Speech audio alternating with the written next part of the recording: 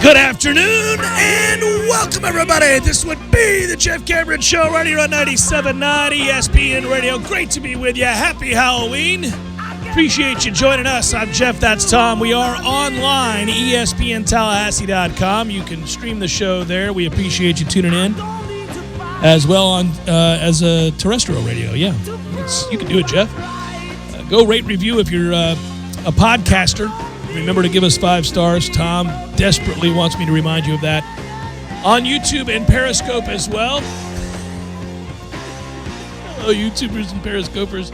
Email us if you like, jcs at 979espnradio.com. All right. Come on, cool weather. Let's go. I'm ready for Halloween.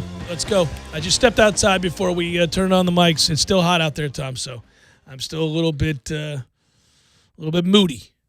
Ready for this cool air to come on in. I've been waiting all day. I keep being told it's going to be a crazy, disparate day. 85 in the afternoon, 40 tonight. I don't know how it's going to get there because it's still hot. You're like my fiance if she's hungry and there's a 20-minute drive to going out to dinner. Once we sit down, everything's okay. Gotta eat. That would be the temperature change in this analogy. But yeah, you gotta be able to sit down at the restaurant and smell the food. To the Knowles and the Picks Redemption Thursday edition of the program. We'll get to all of that momentarily. First, though, rightfully, we acknowledge when there's a new world champion. By the way, think about the last 3 championships that have been won now. The St. Louis Blues were terrible in the regular season for half of it, and then all of a sudden figured some things out and win the whole damn thing. The Washington Nationals were 19-31 in May. They were 19-31 in May, and you're going, oh, they're going to fire Martinez. He's not going to make it. They were literally thinking about firing him. And then they went, no, we'll be all right. And then you're down 3 runs in the NL wildcard game against one of the better bullpen arms in the game, and you go, that's cool. We'll come back and win this. They've found a way to win game after game after game from the 7th inning on while trailing. They go into Houston. By the way, the Astros had the best home record in baseball in the regular season, and it wasn't close. Did I see that last night? They were 61-20 and didn't win a home game in this World Series? Yeah. Well, 0-4? That is the first of its kind in any of the best-of-7 major sports. I don't think you'll ever see it again. The road team won every single game in the series. It's nuts.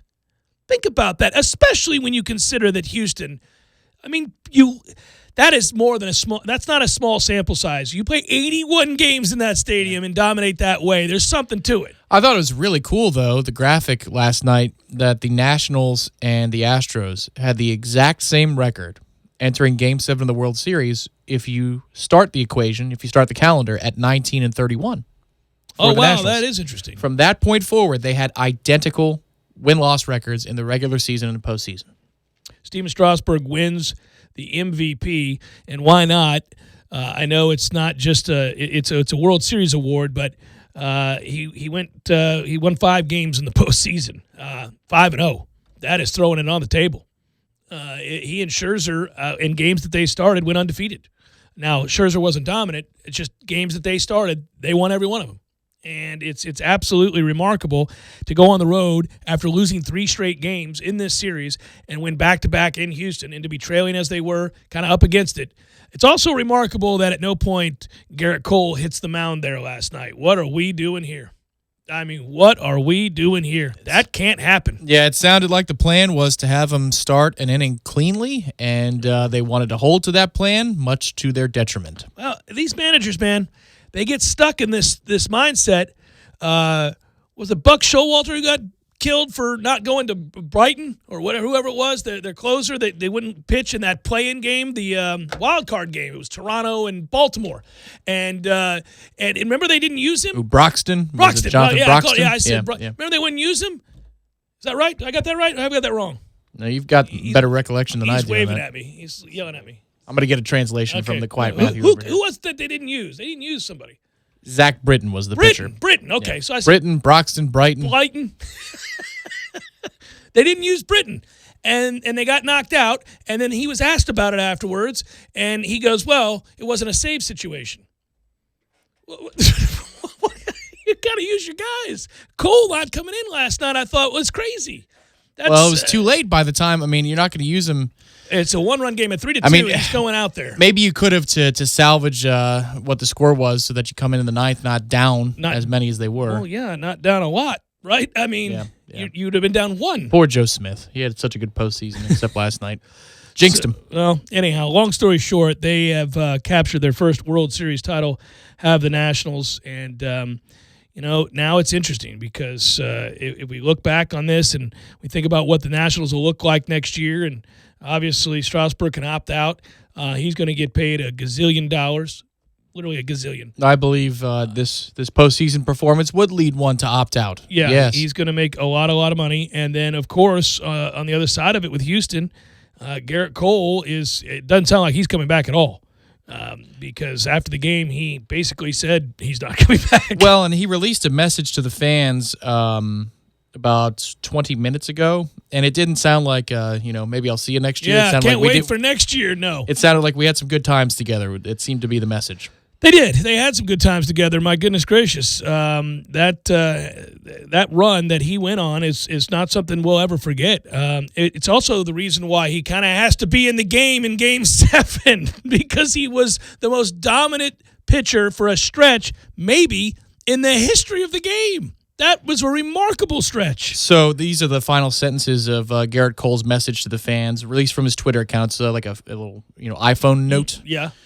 Playing in front of you is really something special and has been such an honor. You could probably stop there. The incredible support and passionate roars inspire our team to play at the highest level that we possibly can. This is a relationship between a team and its fans like no other that I know. Thank you for making us better people and better players. This was a great season. We have a lot to be proud of. Nowhere in there does it say, I hope to be back next season. So bye-bye, Garrett Cole. It's weird, too. That Houston team, you think about it. They lose the first 2 games of the series at home, where they almost never lose. And we've admired just what a complete team they are, but also the way they play the game. And they prove us right by calmly shaking that off and going to Washington and sweeping the 3 games there to put themselves in a position to return home, a place where they were overwhelmingly dominant all season long with Major League's best record at home. And they lose both games. That's just remarkable. It's a weird World Series. Probably not one we'll see the likes of again. The most bizarre thing I saw last night, and I took a video of it, was Juan Soto and a bit of a taunt towards Greinke. This is just before Kendrick leaves the yard for the decisive 2-run shot that hits off the pole. Pantless! Well, Juan Soto apparently wants to play that way, so he leans in, then he steps back, he sweeps his leg, and then he grabs the junk, and then he sticks his tongue out at Greinke. It's not the first time. Apparently not. So I did some searching, and he did it to Hader. Oh, you didn't know that? No. Oh, it's his thing. He does it to a lot of people. This will be dealt with next season, I would think. Yeah, well, it's a good thing he's a big, strong man because he's going to have to defend himself. They're going to start hitting him in the face. I couldn't believe that. That's something out of a bad movie. You're like, oh, somebody wouldn't do that. That would be dealt with immediately. Not in the postseason, yeah. You're just letting this persist. Well, okay. He's done it a lot. You could do more damage if you throw it down the plate, not instead of at him. It's interesting. You think about the Astros real quick. They lose, and so you credit the Nats, of course, and we've already talked a little bit about what they have to do, and Rendon potentially could be a free agent, and I'd pay him. He's really good. Really good. Could have been the MVP if not Strasburg. There's a lot of dudes making a lot of money off of this series and this postseason. I mean, it reminds me of Beltran when he had the postseason of all time, and then they didn't win the World Series that year. But it was like, oh, God, how much are they going to pay him? You got 3 dudes in this best-of-7 series you're going to leave like that. Yeah, well, with Rendon, he had an MVP-type season. He was incredible, and he's really good defensively. He's 29 years old. That's a guy about to get paid. But he could cost himself money if they go the distance and he hits 190 or something. But he's just so stone cold in all of these situations that I think it fortifies the dollars. I think, too, just when you see hitters with a grasp of the strike zone like he has, I love it. It is it's rare. He doesn't move in there, man. There's no, you're not moving his feet. He's not worried about you. It's really quite exceptional. And he has such a command of the strike zone. The percentages, I'd love to talk to a hitting coach. I'd love to talk to Mike Martin Jr. I love talking hitting with him just to see his thoughts on that because he increases his chances of making hard contact as well as anybody that I watch in pro baseball, because he does not swing at stuff outside the strike zone. I mean, he's getting a strike to hit. Yeah. He really is. It's really quite remarkable. I shouldn't say he doesn't do it. Everybody does it. It's baseball. But, it's very rare when you see even Altuve's had some bad swings the last couple of nights. Yeah. But still, I mean, this whole series, these two teams put on such a display of understanding where pitches were that even when an umpire was a little bit generous with, maybe the black or a couple inches outside, they knew immediately. They turned around and be like, what was that? That's not it. I actually give kudos to Zach Greinke for last night. I given what he's had to deal with anxiety in terms of the condition, if you will, he does suffer from anxiety attacks and all that. I thought he'd be a nightmare going into last night, and he pitched exceptionally well. And give Corbin credit on the other side, by the way, for coming in. Yeah, Corbin was good. He was really good. So a lot of guys stepping up big time across the board in this World Series.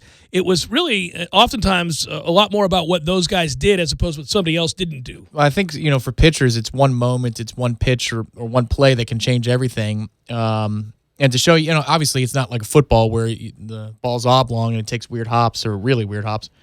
But think about the ball that skims off the top of first base last night, and even Ryan Zimmerman knew. He's like, ooh, that could have been a really bad break for us. But I think for Corbin, to settle him down, he gets an early double play after the runner's on, and you could see the expression, the way, everything about where he pitches, from there on. It seems like, oh, okay, I'm good to go. Meanwhile, the guy who started the game, Max Scherzer, we didn't know how long he was going to be able to pitch. He's throwing 95, 97 miles an hour in that first inning, so he's feeling pretty good about himself. But he's had to battle this entire World Series to get every out he possibly could. And it was almost a truly heroic effort from Scherzer. You could tell that before the lead was extended by Houston, that was basically the final at bat. This was the last meaningful at bat for Scherzer. And he gave up a screamer down the line. But still, to watch him battle for every single out he got, that's a lesson. And if you don't have your stuff, find a way to keep your team in the game, because you never know what's going to happen. Well, and his reaction afterwards, in tears, the way that this is when it reminds you when you're a kid, watching all these guys. And we do get caught up in the money.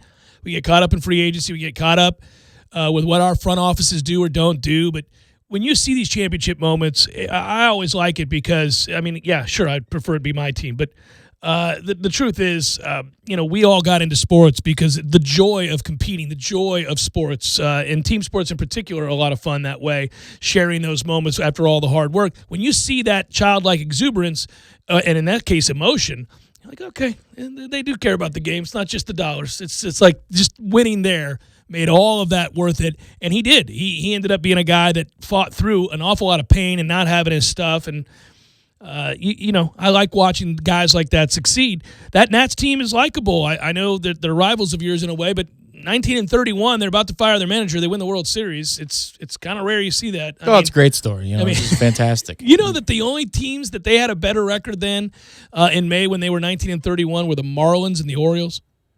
Yeah, we played them a lot in the first 6 weeks of the year. We were beating them into the ground, and I watched a lot of those games, and I'm thinking, woo. Because the Lightning certainly were out of the playoffs by that point. Yes, they were. So I was watching a lot of Mets baseball in April and May, and the Nats looked like a team that, once Turner got hurt, it looked like, okay, they're looking for things to go wrong, and they find things to go wrong. Their bullpen was blowing games left and right. That really didn't change. That's probably the most impressive part about this season. They found a way around it for the post. Yeah. But Doolittle was god-awful all season long. They had different guys giving up ridiculous leads every single night, but they end up still being the one on top in the end. I'm going to try to remember that when I'm watching my team play terrible for stretches at a time. Like, okay, it's possible you can come out of this. Well, I did the thing. They put the way too early power rankings up for 2020, and of course I clicked on it. I don't know why I do it. They get you, buddy. They do, and it said the Mets are number 9. I was like, ha.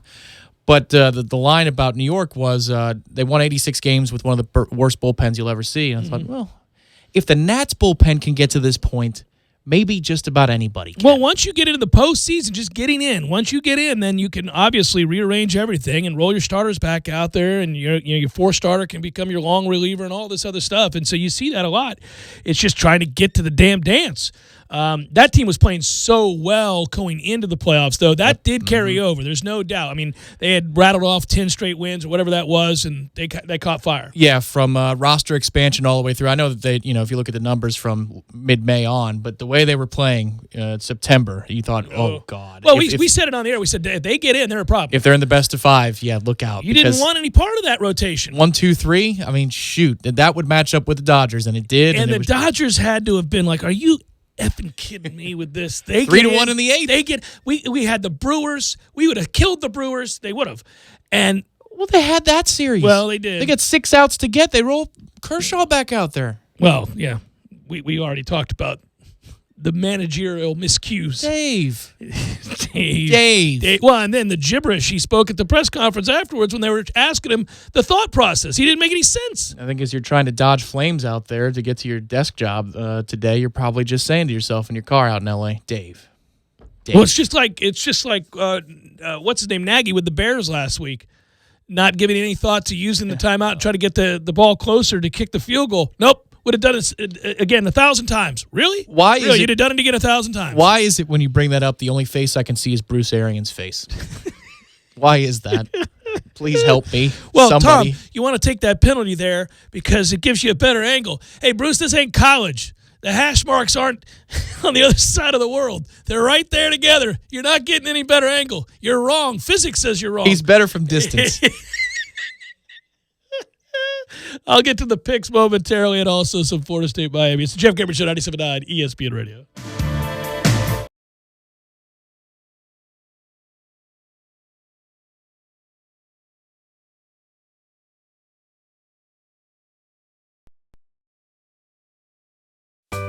Sorry, boys, I did not have time to pack. We got this.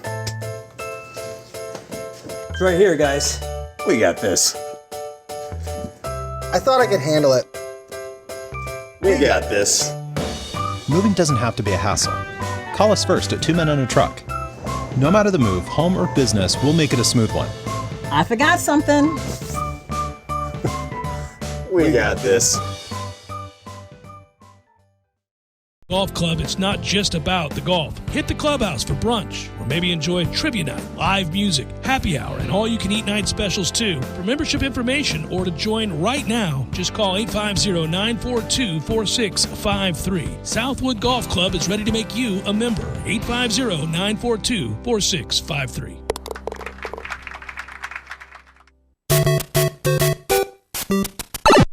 Games for Less, the only locally owned and operated gaming store in town, has Tallahassee's largest selection of new and used video games and game systems. The future of video gaming is at Games for Less, where they have both the PS4 and Xbox One. It's time to trade in your old systems and elevate your gaming experience now. Games for Less is also your headquarters for the best in retro gaming. Atari 2600, original Nintendo, Super NES, or Sega Genesis, you name it. They got it at Games for Less. Games for Less, the Super Walmart Shopping Center on Appalachian Parkway. Give them a call today at 850-219-3535. That's Games for Less. Just like football, when it comes to the court of law, you're going to need a solid defense. I'm Michael D. Blank, attorney with the Law Office of Jose Fernandez in Tallahassee. At the Law Office of Jose Fernandez, there is never an upfront fee, and if we don't recover, then you don't pay anything. Our team is dedicated to handling all types of accident, injury, negligence, malpractice, and wrongful death cases. If you're unable to come to us, we can come to you day or night. Call us now, 855-HOSE-305, for your free consultation today. The Law Office of Jose Fernandez. We don't get paid until you do. Offices, Tallahassee, Miami. JRFinjury.com. Go Noles. Barry knows cool. He's keeping you comfortable. Barry knows cool. You can put him to the test. People always appreciate it when you deliver on a promise and go the extra mile. When you turn to the experts at Carrier and Barano Heating and Air, our team would treat you like you would want to be treated. Zero interest financing and low monthly payments are available when you're approved for the Carrier credit card. Apply at baranoac.com. Florida license number CAC 1816186. Hello folks, William Barnum Floyd here. I've been truly blessed to have the support of Seminole fans for nearly 3 decades. Tallahassee holds a special place in my heart. On that note, I wanted to give a special shout out to a very special couple, Chris and Kelly. They've been friends of mine for years and I consider them family. They welcome me into their lives in many ways, and you can always find them supporting the Seminoles at sporting events. I know a championship couple when I see one, and that's why I'm telling you, they are the real deal. That's why I ask you to consider them the next time you're looking to buy a new car. Who are they? It's Chris, Kraft and his wife Kelly. Chris is one of the Kraft brothers, owners of Kraft Nissan and the new Infiniti of Tallahassee. They do what it takes to get you into the car you want. I've seen them in action. It doesn't matter if your credit is on the field or on the sideline with a few dings. Their finance department will make it happen. You know why? Because they're committed to helping families break out of the pattern of used car after used car. So head on in to Kraft Nissan and the new Infiniti of Tallahassee and experience the Kraft Brothers dealership commitment to excellence. A Kraft Brothers dealership. Hey, Jeff, what's going on, man? Hello, Eddie. How the heck are you, buddy? I'm okay. I guess we got to do this commercial. Time for the bantering to begin. Yeah, but you know what, Jeff? I want something different now. You don't want to banter anymore. I enjoy the banter. I do. But I want theme music, Jeff. Gordo's needs theme music. Gordo's, the restaurant, the delicious food and the people and the atmosphere. Gordo's, not you personally, but Gordo's. Yes, I like Gordo's, not me. I mean, of course, I would love to have people following me around playing music all the time. Especially at Gordo's. It's always in my head. But I need something for Gordo's. I need to have something special, something that, heck, the King of the Hill has his own theme music. The Kids in the Hall. Why not me? Why not Gordo's? Why not Gordo's? All right, I guess I'm going to be looking for some theme music. You mean you're going to have Tom looking for some theme music? Yeah, I heard that. Yep, get on it, Tommy. Gordo's, bringing the flavor and flair of Cuban food to Tallahassee since 1996. It may technically be autumn, but DeWalt and Cornerstone Tool and Fastener are running out a sizzling hot sale. Cordless deals that can't be beat. If you buy 2 select tools, get a dual 5-amp starter kit free. If you want to go bigger and better, buy a 2-piece premium brushless hammer drill impact kit, and you can pick a select free bare tool and get a third 5-amp battery free. That's 3 tools, 3 5-amp batteries. Or buy a 3-speed brushless impact kit and get a second impact kit for free. Cornerstone Tool and Fastener, where the pros and serious do-it-yourselfers shop. Tallahassee location open Saturdays, 8 a.m. to noon. This is the Jeff Cameron Show. Jeff Cameron Show on 97.9 ESPN Radio.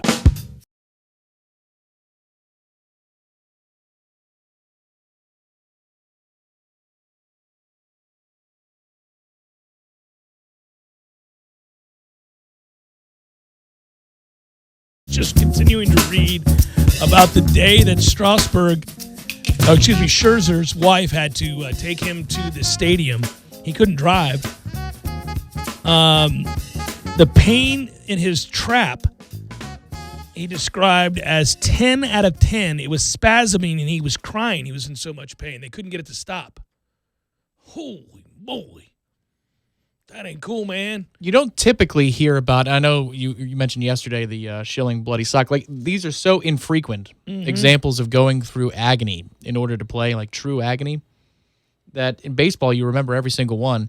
But it's like, it feels like a hockey story with what he's going through. Because you hear legends of hockey players that are playing through broken limbs, that kind of stuff. It's crazy. And for weeks they're waking up screaming in pain after the whatever series is over. Whether they win the cup, they lose the cup, and they have to go through all this crap just to get back feeling normal. I wonder how Scherzer's going to be feeling over the next week or two in order to make that performance happen last night. He may not be feeling anything.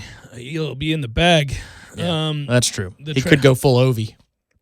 The trapezius muscle in his neck and shoulder was spasming. He described the pain as 10 out of 10. Received a cortisone shot and could do nothing but wait to see if it would work. He slept with a neck brace on. He received multiple chiropractic adjustments, anything to get him on the mound. By Tuesday, the pain had vanished, and Scherzer's arm, which he couldn't even lift above his shoulder on Sunday, rotated with its standard fury, and he threw 97 in the bullpen, his first pitch. And they alerted him and said, here's the problem. 97's nice and all, but the Astros lineup feasts on fastballs, and they punish mistakes, and they have really pesky at bats. So obviously you're not at a place where you win 107 games by accidents. You're going to have to fool them, not throw it past them. So we need you to work on your other stuff. He's like, man. Sure. No problem. Yeah, no problem. Doesn't man. hurt at all. No, it's going to be great. Should be fun. All right, is Saturday going to be fun? Saturday at 3:30, we're going to have perfect weather. It's going to be cool. It's going to be nearly a sellout, possibly a sellout by game time. There's a lot on the line. It's an age-old rivalry, one that we absolutely love. The intensity should be there for both teams, usually is, even when both are bad. In this case, both are pretty average at best. Both have glaring weaknesses that the other may not be equipped to expose. So a little bit of kind of a, it's like a paper sword fight here. I just don't know what in the world either team's going to do to be able to consistently move the football. My greatest fear, and I've thought about this a lot this week, is that you really aren't the kind of team, Florida State isn't, to take advantage, overwhelmingly so, a glaring weakness that Miami has with both tackles, the way that Florida did and the way that so many other teams have this year in getting to the quarterback. Let's hope we find a way to get to the quarterback, because this particular quarterback gets flustered by pressure in a way that a lot of freshmen do. He shuts down. It's really been the weakness in his game. It's why he got benched. N'Kosi Perry is inaccurate. So I wanted Perry to start, but he's not. And so if you don't get home, they do have a guy that can throw the football pretty well if he has time. And they have Jeff Thomas back this week, so they have the deep threat. And That's right. It's the explosive play that we're afraid of. And for Florida State's offensive line, Coach Taggart did say today that Dante Lucas is ready to roll. So that's good news for the left side, because even if Dante is playing somewhat hampered, he gives you some really good reps, and maybe you can rotate him in and out. Yeah, no doubt. Yeah, that's going to be big for us, obviously. I'll get to our offensive line. Again, we're talking about the things that plague them and plague us, and whether the other can do anything about it. If you don't get pressure on Jaron Williams, he's going to complete passes. I actually think he's got a decent future ahead of him.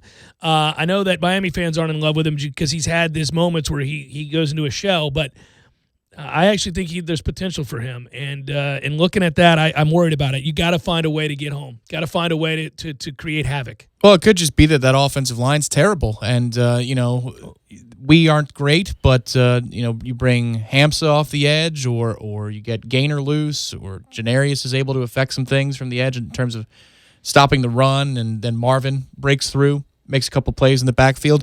I mean, it could be that even though we are deficient, I say it every week these days because this is what the ACC is all about. It's the movable force versus stoppable object. Maybe that offensive line is so bad that it doesn't matter that we're deficient at pass rush, because we'll be able to break through the interior immediately. We'll see. Yeah, well, their freshman left tackle has really struggled. So there's that, and you got the sophomore on the right side, and they've struggled there. They've been going back and forth with the other redshirt freshman. So I don't know. I mean, they've got a freshman left guard too. Yeah. I mean, they're dealing with some similar things. Obviously, that we are now that we've reconstructed the offensive line. Well, and they've moved around the Clark kid that you're talking about. He's played some right guard too. So I don't know. They try to hide. They try to, disguise. So, and we find ourselves doing that. I mean, ourselves doing that, right? I mean, as excited as we are to have the line kind of showing the improvements that they are, and it's not great. And you do have freshmen out there. You have a couple of them. Here's your test. Is it real, or was it Syracuse is terrible? Was it Wake Forest is terrible? Because honestly, you can make a compelling case that it's probably the latter. Yeah, I think Syracuse is terrible, legitimately so. Hence the reason I'm taking Boston College in our Redemption Thursday wagers. Segway. That's no doubt I'm going to do that. Quickly, those picks look like this. BC +3. I'm playing a hunch here that Syracuse is quitting, and Adazio's chaps shall fight to keep him employed. They're getting 3. I'll take it. I think they win the game. Oregon -4.5 against Southern Cal. I'll take Oregon, who has been a model of consistency and more physical than they are typically. USC's really beat up. I like Oregon here. Give the 4.5. South Carolina giving 15 to Vandy. I only did this because I don't think Vandy can score. TCU's getting 3.5 against Oklahoma State on the road. I'll take those points. I find it curious that TCU's an underdog. Not that they're juggernauts and the Big 12 is weird, but I kind of like them to go on the road and win the game. But I'll take the 3.5 just to be safe. I took Arkansas because woo pig suey, damn it, 7.5 points at home. Mississippi State doesn't strike me as a club to be laying more than a touchdown on the road to anybody. So I'll take Arkansas.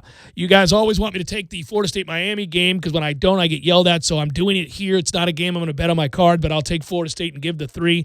I think it's a pick-em type game. I really do believe this is kind of a coin flip. I really hope our home field advantage plays a part in this. Miami could become rattled. It's a very young team. I'd like to see that happen. We need to have that place. I sound like Willie Taggart, but I'm imploring our fans to be loud, to be in this game, to provide that energy that a home field should provide the home team, Tom. That should happen, right? But we don't really have that these days because it's usually half empty, but it's not going to be half empty tomorrow. On Saturday. Well, they sold their allotment in Miami. I think it's only 4,000 or 4,500. They'll have some walk-ups themselves, but as of right now, it looks like 65,000 as the daily report from Jim Henry comes in.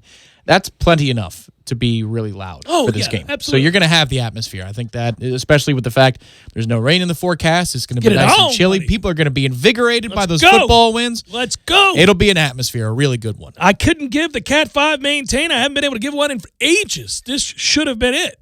But we're 4-4. So are they.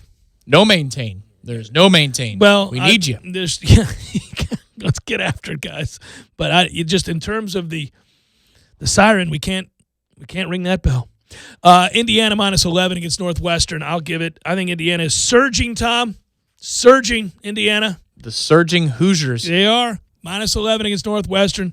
Lethargic, boring, antiquated offense at Northwestern. Can't stand them. That's our basketball opponent in the ACC Big Ten Challenge. We're traveling up to Indiana. I know. Every time we bring up Indiana, I throw out the obligatory. I've been to a game there, which I have. John Mellencamp was there. I bring that up every time. The Cougar. Yeah, he was Cougar back then. Green Bay -3.5 against the Chargers. I took the Packers because that's like a home game for them out in L.A. Nobody goes to the Chargers games to support them. Since you're an encyclopedia on these things, all that. John Cougar Mellencamp, is it like the Guess Who? He just at some point he had an extra word in his act? Or? No, when he broke into the music business, they said John Mellencamp will never sell. It's not a name that's sexy. We got to give you a different name. Back in those days, the promotional people had major sway, and they could tell you to change your name, and you just did it. That's the way it worked. And so they said, we're going to go with Johnny Cougar. That'll draw attention. And he always hated that. You know, he was a farm boy in Indiana. He thought, it's ridiculous. I'm not changing my name. I'm proud of who I am. But they said, well, you're John Cougar if you want a record contract. So he did it. And then after he had some success and built up enough cachet, where he was making hit records and selling out arenas, he said, screw you to the record company. Not going to do it. But he made the caveat originally and said, okay, I'll fine. I'll be John Cougar Mellencamp so that people know it's me for this one album. And after that, it's just John Mellencamp. Okay. And that's how that happened. See, I knew you'd know the answer to that. I did know that. Where the hell was I going with that? The NFL with Chargers and Packers. Since I interrupted, I made sure to keep the bookmark. Minnesota +2 against Kansas City. I got the Vikings on the road. Home field in the NFL is fairly obsolete, especially if superstar players aren't playing at quarterback. So give me Minnesota to run against a porous Kansas City defense. Dalvin Cook having a big day on the road in Kansas City. Let's go, Dalvo. Jacks +1.5 at home against Houston.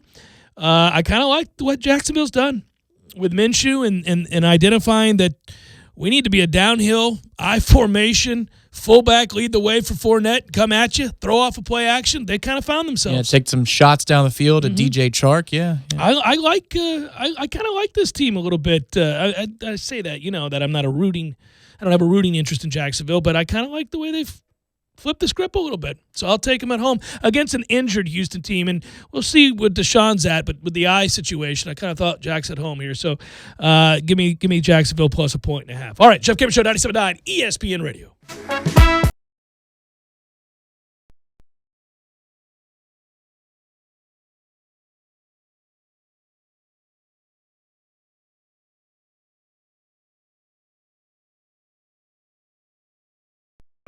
Sorry, boys, I did not have time to pack. We got this. It's right here, guys. We got this. I thought I could handle it. We got this. Moving doesn't have to be a hassle. Call us first at 2 Men and a Truck. No matter the move, home or business, we'll make it a smooth one. I forgot something. We got this.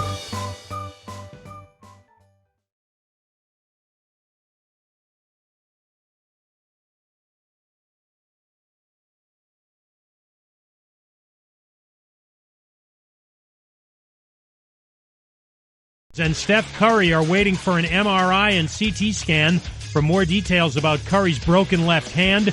Curry took a hard fall last night after a collision with Aaron Baines of the Suns.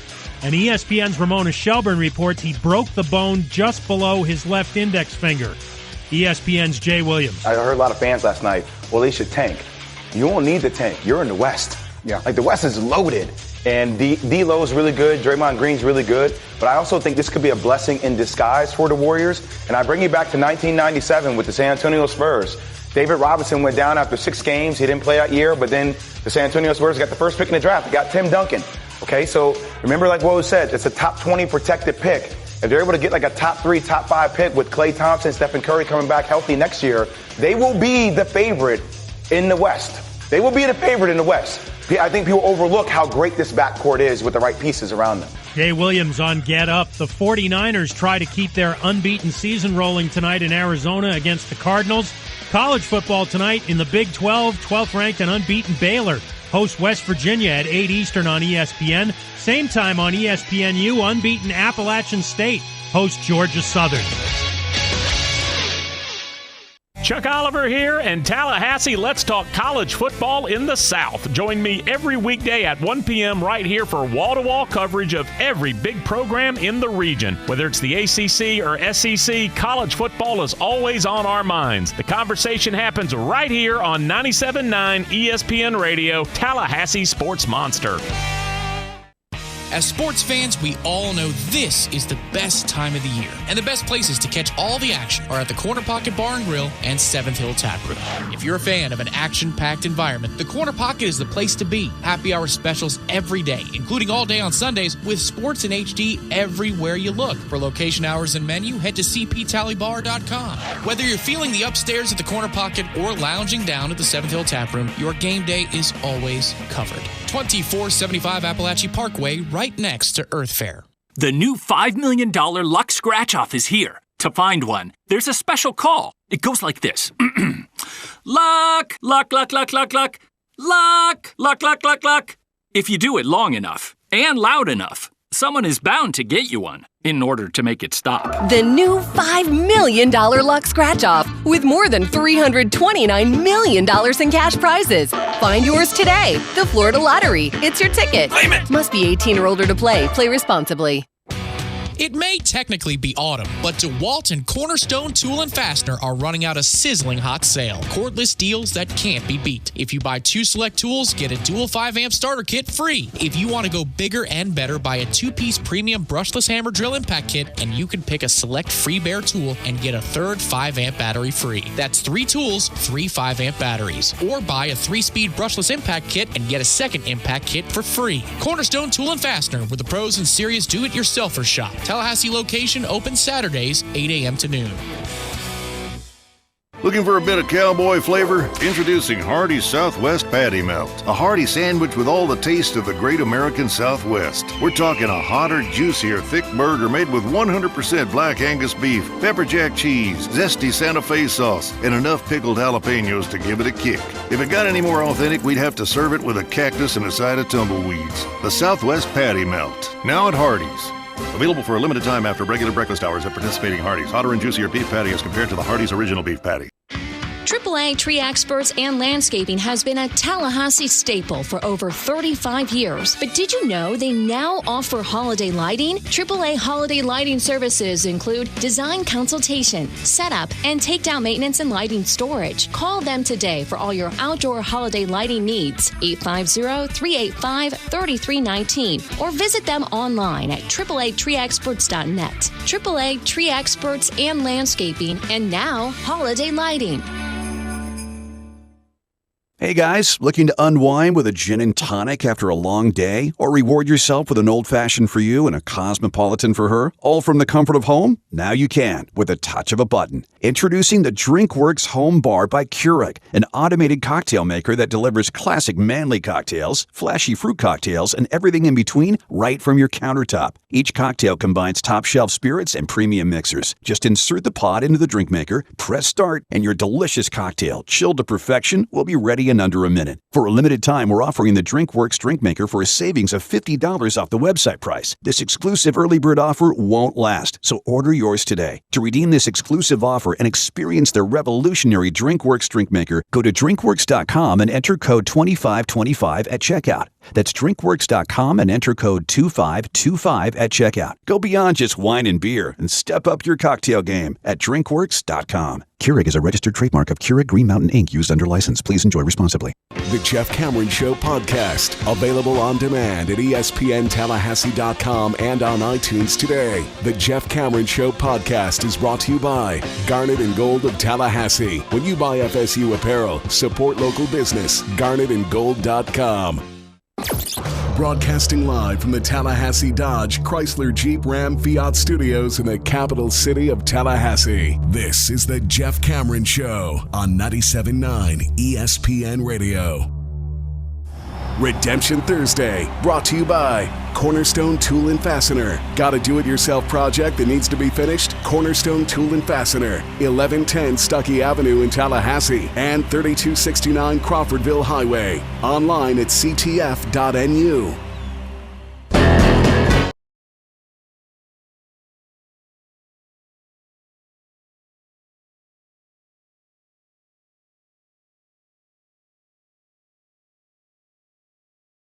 Where I'm sure he'll be treated like a king. Marvin, one-time Harrison's son, Marvin Harrison Jr., has said yes to Ohio State. They best lay out the best of the best for Marvin Harrison Jr. because Marvin Harrison Sr., one-time Harrison as he's known, is having none of it, as we found out post-playing days. Oh, my God. Okay, so... Yes, welcome in, Tom Lang. It's another one of those moments where your age is happy. First of all, he's got... a kid in college. Yep, or about to be. Mm-hmm. Secondly, he committed to Ohio State. Yeah. Which means that he probably intends to do the early signing period thing, which means that Coach Day has to do the in-home visit with Marvin Harrison Sr. sometime in the next 6 weeks. Ooh. Oh, my. He's stealing up for that one, isn't he? I wish I could have tape of an Urban Meyer in a world where he stayed at Ohio State and they continued to allow for his tacit abusive behavior to stick with him so that Urban would have to be the one in that meeting, because I would love to see that dude cower in the presence of Marvin a dangerous one-time man. Harrison. A dangerous man. Marvin one time will let you know what time it is on the block and how things get done with elephant guns. He will have his own dorm room. Is that correct? Indeed, Mr. Harrison. Okay. That goes without saying, but I'm glad you brought it up, because not only will he, we have it lavished with girls, if that's what he likes. I'll tell you what he likes. Don't take any liberties. Right, please make a list. We're here to help. I will. You'll pick up the phone for me, won't you? Oh, always. Anytime, day or night. Mm-hmm. You know, the big difference between Marvin one-time Harrison, that is, and Marvin Harrison Jr. is that Jr. is almost 5 inches taller than Dad and is a obviously elite prospect at the wide receiver position, just as his dad was, but he's nearly 6'5", and Dad was 6 feet. I got to tell you, I'm glad that Junior didn't come here, even though we need because blue we've chippers. Had our, I just don't want Dad listening to this program to see how his son's doing. Yeah. You know, and let's say his son has a tough day at the office. What if he was terrible? What if he dropped everything? Yeah, I could be wiped off the face of the earth. I think that would put to the test your radio integrity, whether or not you were capable of calling out Marvin Harrison Jr. Oh, one time. Yeah, man. The stories about that guy are not only legendary but true, and the ones that are rumored to be true are even more interesting than the concrete facts of the shooting the dude in his bar, hiding his very rare German elephant gun at his car wash. It was in a bucket in the car wash. Bucket. Yeah, sure was. How is he not in jail? I mean, they had everything. Exactly. Exactly, buddy. So if his kid dropped a bunch of passes and you said, I wish Marvin Harrison Jr.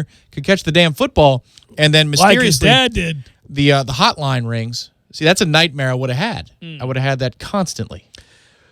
Well, it's time to spruce up the amount of syrup and or items that we're doling out for those that we seek to bring to Tallahassee to play football on the offensive line, because it was announced today that Florida State will, in fact, be taking on Alabama in a home-and-home 2025-2026. And while that is great news, that we're not shopping the game for a little extra cash, but rather engaging in the beauty that is pageantry in college football by having the games on the actual campuses where they should be had. And I am elated about that, much the same way I was when it was announced that we'll be taking on Georgia in subsequent years, and that they're working on the official LSU announcement as well. That's all well and good. Let's keep it on the campuses. It's good for, obviously, business, first of all, here in town. The community has been ravaged by poor play, and thus people not making their way to Tallahassee. Businesses have suffered greatly. We don't need to shop away home games. We got lucky this year in a weird way because Boise State did get played here. Yeah, you get some runoff. You got some runoff, right? A ton, yeah. Yeah, but I am pleased about the announcement. But admittedly, I'm no different than every other Florida State fan that saw that news and went, "Oh, that's cool," and then went, "Oh man, we are not equipped to play that game. We are going to get beat like a drum if things don't change an awful lot between now and then." This is the $50 million question. Is Nick Saban still coaching the Crimson Tide for our first matchup, which is August 30th, 2025, right here in Tallahassee? Well, is Willie Taggart still coaching Florida State University? That's the $17 million question. I'm talking about the $50 million question. I think Saban has kind of intimated before that he has no plans on retiring anytime soon, and that basically is 5-6 years from now. So, yeah, sadly, I think that bastard's still going to be there. I'm tired of it. Well, hopefully he's slipping, and he's such a legend there that they can't let him go. He has to go out on his own terms. Wouldn't that be something if we're around to watch the fall from grace? He actually turns into a nice guy. Yeah, that would be. Yeah. You win some, you lose some. Yeah. The home team's got an advantage. We just want these kids to get better, and that's fine. In life as well.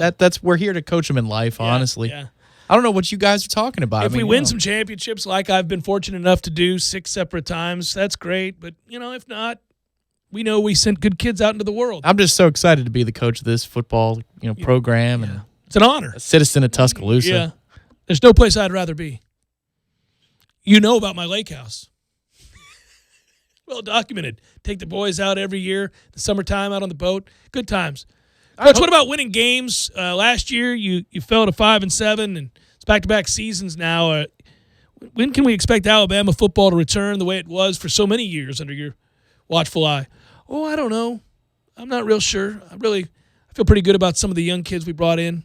But, it's up to them. They got to take ownership, and we'll see. Absolutely, and I think they should be able to play video games too. I think that's of good them. for them. They need a release. Let them do it. Play some video games. Just people need to relax.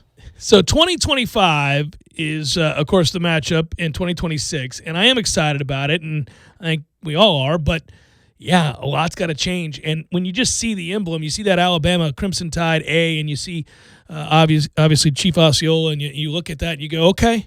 All right, I'm excited about going to Bryant-Denny Stadium. I'm excited to, in a way, watch the running of the Gumps as they enter the stadium and all that. But should they allow that to happen? Choose your seat, Bama fans, in the visitor section. 3, 2, 1, go!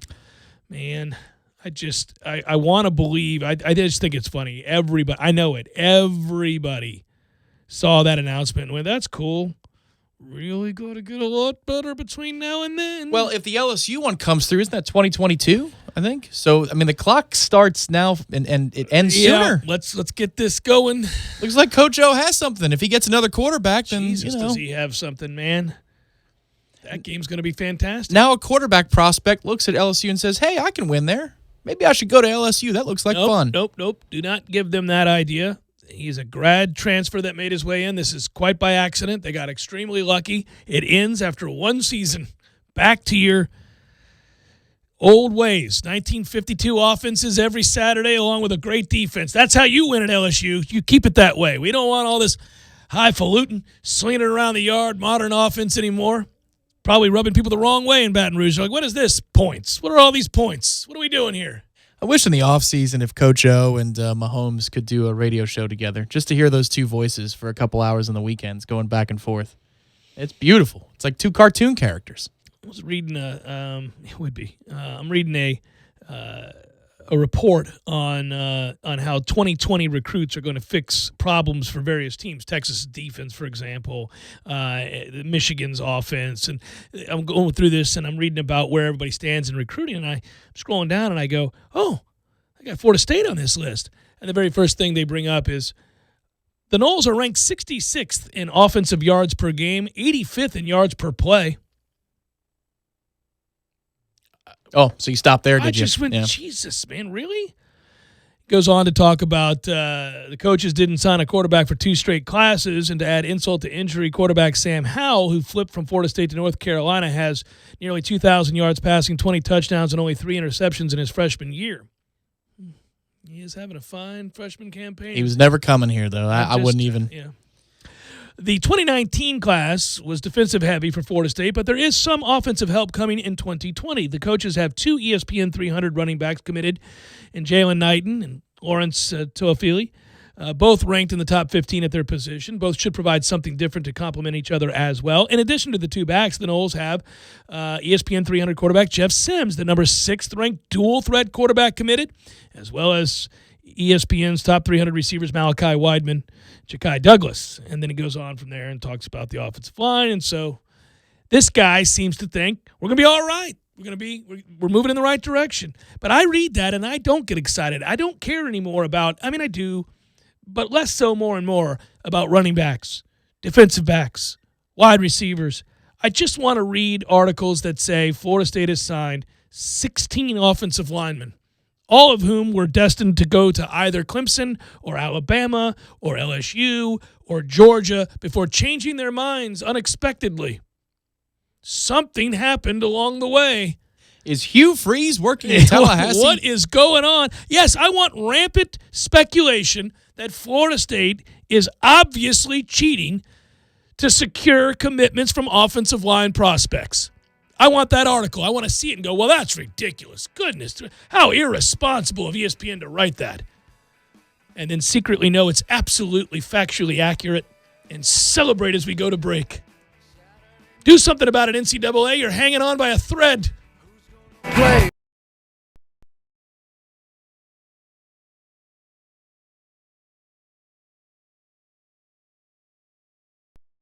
Sorry, boys, I did not have time to pack. We got this. It's right here, guys. We got this. I thought I could handle it. We got this. Moving doesn't have to be a hassle. Call us first at 2 Men and a Truck. No matter the move, home or business, we'll make it a smooth one. I forgot something. We got this.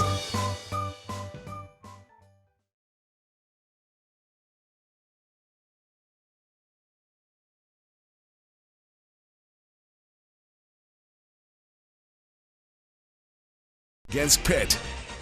This hour of the Jeff Cameron Show is brought to you by Jerry's Cigar Shop, 2810 Shara Road and 2910 Cary Forest Parkway. Online at jerrycigarshop.com. One of my favorite things about being a member at Orange Theory Fitness is the sense of community. Initially, after taking the tour and seeing the state-of-the-art equipment, I was intrigued. I became convinced even once I researched the science-backed, technology-tracked, coach-inspired workouts, all of that. But what I didn't count on was the support, the sense of camaraderie shown by the members and the coaches. You realize pretty quickly you're not alone. And when you're pushing yourself through barriers and attempting to be your personal best, you can use all the help you can get. And it's there. It's amongst the members and coaches at Orange Theory Fitness. To learn more, go to orangetheoryfitness.com. Times can be tough, but getting a late model car is easy at Champion Auto Sales. Champion Auto Sales can quickly approve you, no matter how bad your credit. Bankruptcy, repossessions, bad credit, no credit. Champion Auto Sales can have you riding today. Give them a call at 850-999-8395 or visit them on the web at championautofl.com. Their brand is quality and credit approval is guaranteed. Champion Auto Sales, 2754 West Tennessee Street across from TCC. Stop by today.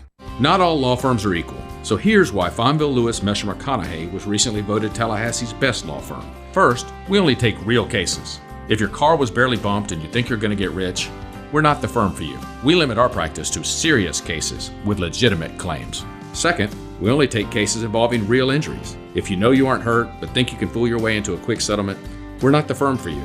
We encourage our clients to heal up and get better, not sit on the couch and expect a windfall. Third, we don't want clients who are just in it for the money.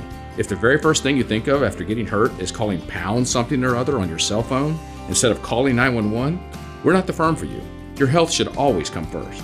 And finally, we won't blow smoke about a big money outcome just to get your case. Other firms overpromise and underdeliver. Our only promise is that we'll work harder than anyone to get you the best result. Remember, the law firm you have representing you makes all the difference, so don't settle for less. Call Fonville, Lewis, Messer, McConaughey, and let us put our reputation to work for you.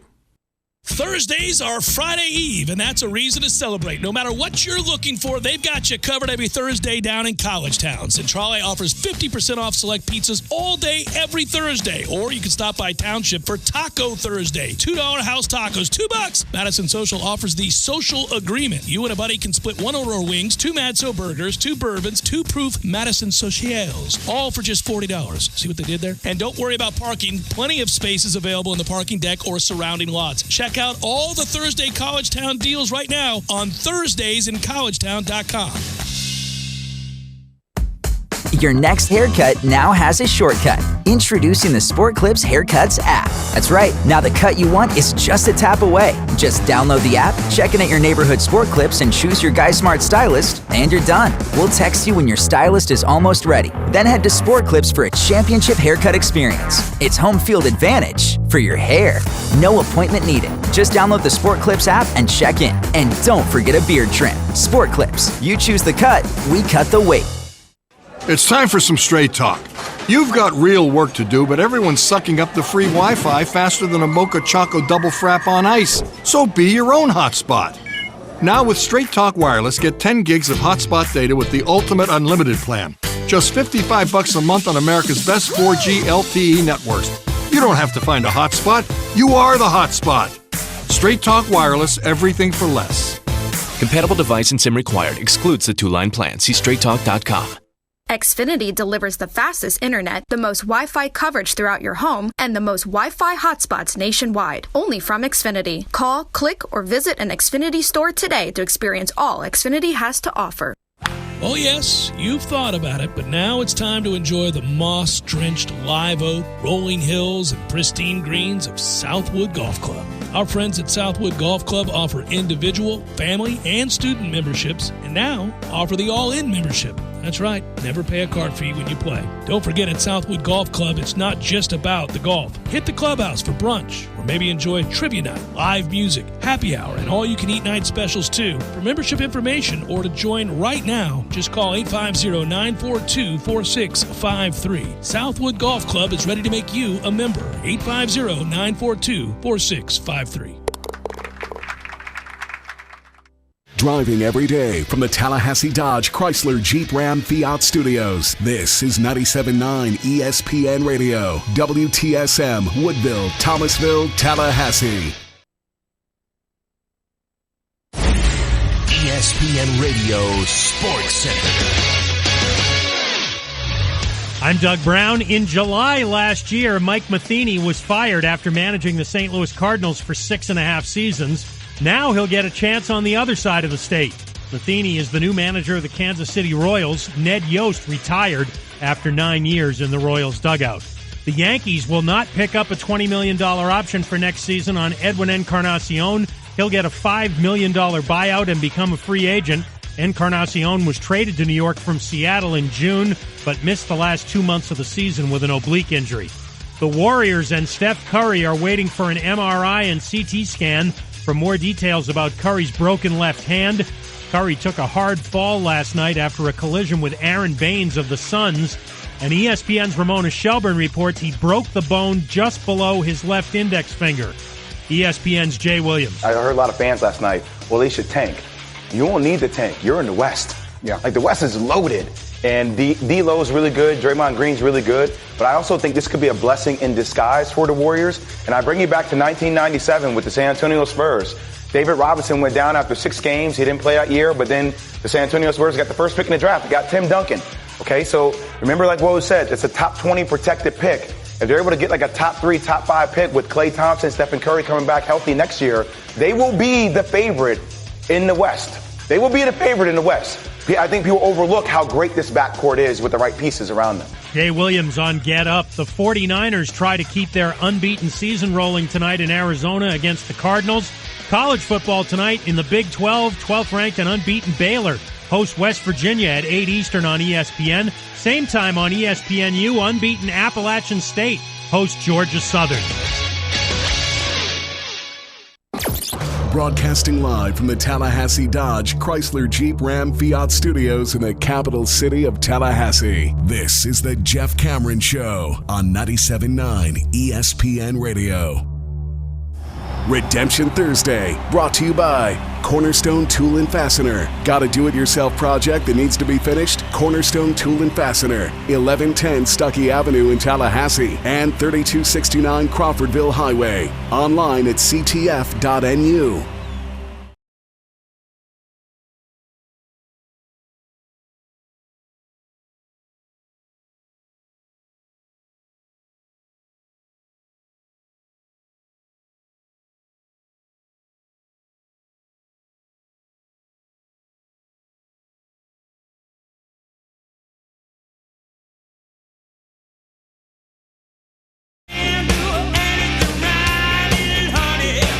Hour number 2, Jeff Cameron Show, 97.9 ESPN Radio. Happy Halloween. Hope you are well. Hope you're going to have fun tonight, kiddies. And I always loved Halloween. Loved it as a kid. Still like it now. Really like it as a dad. Tonight's exciting for a lot of kids. I was trying to remember how I felt going to school during Halloween. You know, you're just eager all day long, and really it's a nothing day. Nobody's doing any work on Halloween at school, unless you're in high school. Middle school and elementary school, you're not doing anything. Well, not really. Just talking to your friends about what you're going as and the neighborhood you're going to be in. And you get to do the trick-or-treating to different classrooms. Yeah, the kind of candy you're going to get. All the classrooms when I was in elementary school, they would do different themes for Halloween, and so you got to tour them, but you didn't get to see them until the day of Halloween. So you got to compete and see who wins, and the winners get a big prize, like a pizza party and some candy. It's big times. Yep. I still, you know, all these years later, things change dramatically, and you think about the way you view the world, the way your experiences help inform that. But some things don't change. Little kid, loved Reese's Peanut Butter Cups. An adult, love Reese's Peanut Butter Cups. Nothing's changed. Nothing's come along to usurp my love of Reese's Peanut Butter Cups as the number one Halloween candy. You got a power 3, so if the Reese's aren't there and then a pile and you're looking for something else. Okay, well, we're going old school immediately, just a straight-up Hershey's bar. You give me a chocolate Hershey's bar, I'm good with that. Hershey's Kisses, anything like that, I'm good. Even though that's not real chocolate. Yeah, Hershey's Kisses are underrated. They're very good. It's not real chocolate, huh? No, it's a bunch of processed nonsense. No. But we're under no illusion that it's good for you anyhow. So. Sure. Yeah. Sugar-free gum, sugar-filled gum. Whatever. I think so. Just your standard Hershey's is pretty solid there. You know, I've always said that in a weird way, dark chocolate Milky Ways are a little bit underrated. They kind of slide under the radar. But a dark chocolate Milky Way grabs my attention. The wrapper is well done, and I don't know why that matters to me, but it does. It gets my attention, and then the product itself is very, very good. So the Milky Way, not big on Snickers, not big Don't care anything about a Snickers. Okay. You can have all my Three Snickers. Musketeers. I like Three Musketeers, okay. It's okay. I'm Milky Way is better than Three Musketeers, but I'm okay. I'm a simple guy. You give me the Sweet Tarts or the Smarties. Love the Smarties. Smarties are good. Smarties are number one. It's just pure sugar. It's just like pouring sugar in your mouth. I got you. Hey, well, you know what? I like I'm Smarties efficient. too. I like Smarties as well. I do.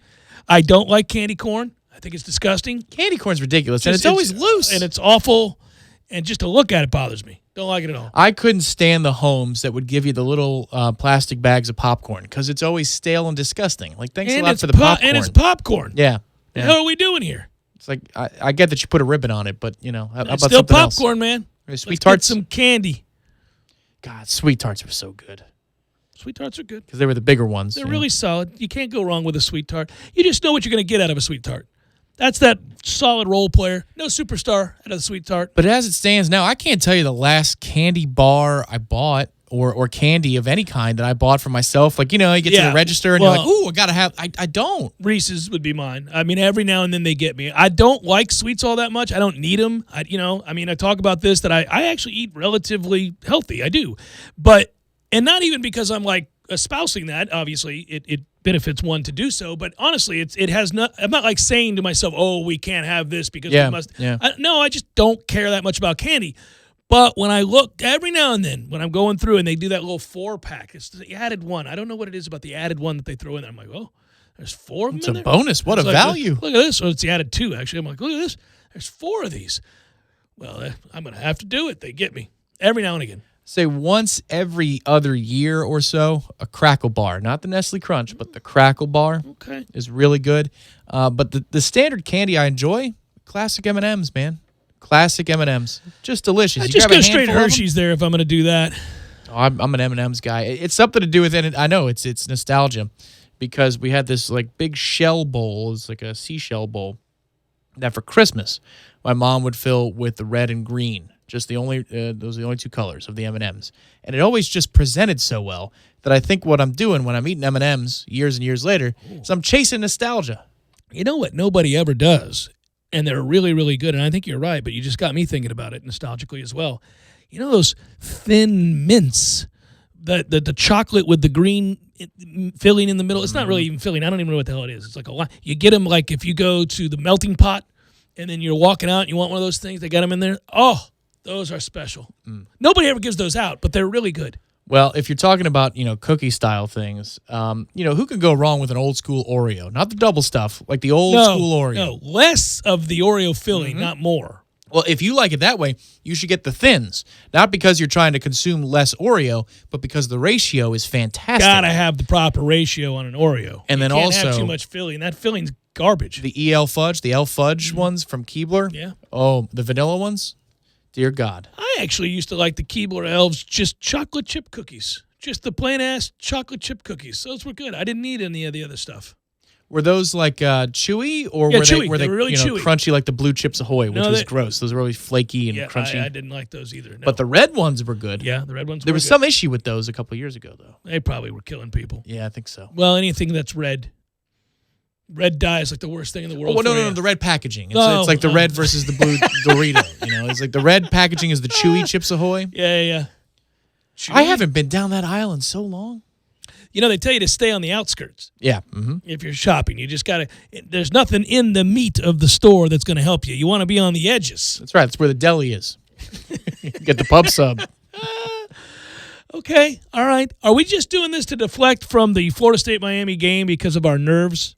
I think that might be what it is. It's not that we're dreading the game. It's not like I'm the not Clemson dreading week. the game It's at just all. it is. It's a total coin flip. The coin's going to be in the air all the way until the 000s in the clock. I'm getting nervous right now thinking about the damn game, and that's good because it means I still care, despite the fact that we're 4-4 and both these teams are kind of bumping into walls in the dark here. They haven't really put anything together worth our time, but yet this is it. This is the rivalry. Can you feel it? This is the thing, too. Can you feel it in your nostrils and your lungs, the cold air that you're going to be breathing in? Okay, all right. I can't wait. It's I'm different. Anxious to do it. Breathing in the cold air at Doak. I remember when Florida State, Florida was the night kick back in 2016. It's where Dalvin went off. DeMarcus Walker had a huge game. I remember it very well. It was a laugher by the middle of the third quarter, as most games against Florida were in those days. Yeah. But there's something special about the snap, the cold in the air It's at the Doak. best. It's so rare, and it's really awesome. What's weird is that when it does get cold at Doak, it gets cold at Doak. It's not like half-assing. It's because it's wet. To the bone. Yes. We've been down on the field together in jackets, walking out there. I remember after we beat, we beat Maryland and we were looking? No, Maryland ended up beating NC State. That was Florida 2010. Yeah, Florida. You're right. Yeah. That's it. Yeah. Walking down there and Christian Ponder and all that. It was cold. And I remember it was a wet cold. And you're like, damn it, man. Yeah, Terrence Parks got screwed out of a touchdown that should have been 38-7. We had a forced fumble that was not reviewed, and possession wasn't even rewarded. Butchered. And then Terrence Parks ended up scoring on a pick six the next year in the Sean Powell game down in Gainesville. Damn right. Yeah. Hey, I want to read this note because the Hurricanes are coming to town, and this was part of a different thing that I was going to look at later, but I don't know that we'll get to it. So in terms of the ACC Coastal, the Hurricanes, after that 16-12 win over Pitt, and then Virginia's loss 28-21 to Louisville, made 6 of the 7 Coastal teams either 3-2, 2-2, are 2-3 in league play, there's still a shot that every team, save for the Yellow Jackets, the mighty Georgia Tech Yellow Jackets, who beat Miami, every team could finish tied atop the conference standings come the end of November. It's just the circle of suck over there in the Coastal. It's just a whole lot of nothing. The Atlantic Circle of Suck. That's the conference outside of Clemson. That's crazy. Every team is either, again, besides Georgia Tech, 3-2, 2-2, or 2-3 in the league. Miami lost that game in the most unceremonious of fashions, too. Like, you think the way we lost to Georgia Tech was bad when they had one conference win where it's a block kick. It was the only conference win against us, yes. And the Aguayo Olay on the tackle. Oh, nice tackle. Oh, my God. But they lost on a review and a measurement. Yeah. And then that's it. That's it. And nobody knew it was like the refs just went and did it. Yeah. There was no pomp circumstance about it. Get you some of that. Like, here you go, everybody. And the announcers are going, whoa. What's going on here? This game is over. It's done. Georgia Tech has defeated Miami. Well, it's fitting it happened that way because on this date, many moons ago, Miami somehow was not called for one of their 8 forward laterals and clips in the game against Duke. That's a great rivalry. That's one of the Coastal's best rivalries. The Miami-Duke rivalry has turned into a good one, hasn't it? There's a lot of classics there. A lot of good finishes between Miami and Duke. Oh, my goodness. Okay, we laugh because we can, because we have not fallen to Duke. We've fallen to Syracuse, but not to Duke. Duke is sacred. Oh, we fell to Syracuse in a big way. That was a number. I think, part of the vitriol last year had to do with the fact that Syracuse blew us out. We didn't really talk about it that it was Syracuse that blew us out because we were so focused on how bad we were. But that still lingers, even though we beat them into the ground last week. Well, and let that happen. Our mutual friend Tim Linnefeld has a theory from Seminoles.com about other losses that tend to taint the waters, if you will, and paint a different picture for the fans no matter what you do afterwards. And that is that you can never lose to Wake Forest. That any season that features a loss to Wake Forest is made to be worse than it may actually be. Because it's freaking Wake Forest and they got 1,000 students. What are we doing? Like our roster and their enrollment is the same amount of people. What are we doing? We're cutting them an equal check. There you That's go. what we're doing. Yeah.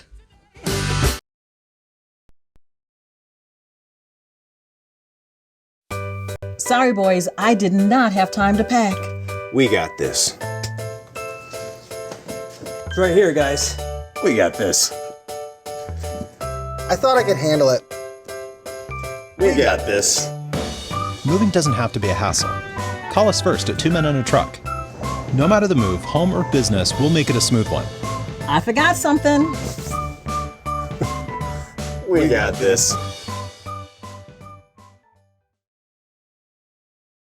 Best prizes and a good time. They'll feed it to him again. Look out. Touchdown! So when the Knowles hit the road, join us at Hangar 38 in Bannerman Crossing, the exclusive watch party headquarters for 97.9 ESPN Radio, Tallahassee's sports monster. It may technically be autumn, but DeWalt and Cornerstone Tool and Fastener are running out a sizzling hot sale. Cordless deals that can't be beat. If you buy 2 select tools, get a dual 5-amp starter kit free. If you want to go bigger and better, buy a 2-piece premium brushless hammer drill impact kit, and you can pick a select free bare tool and get a third 5-amp battery free. That's 3 tools, 3 5-amp batteries. Or buy a 3-speed brushless impact kit and get a second impact kit for free. Cornerstone Tool and Fastener, where the pros and serious do-it-yourselfers shop. Tallahassee location open Saturdays, 8 a.m. to noon.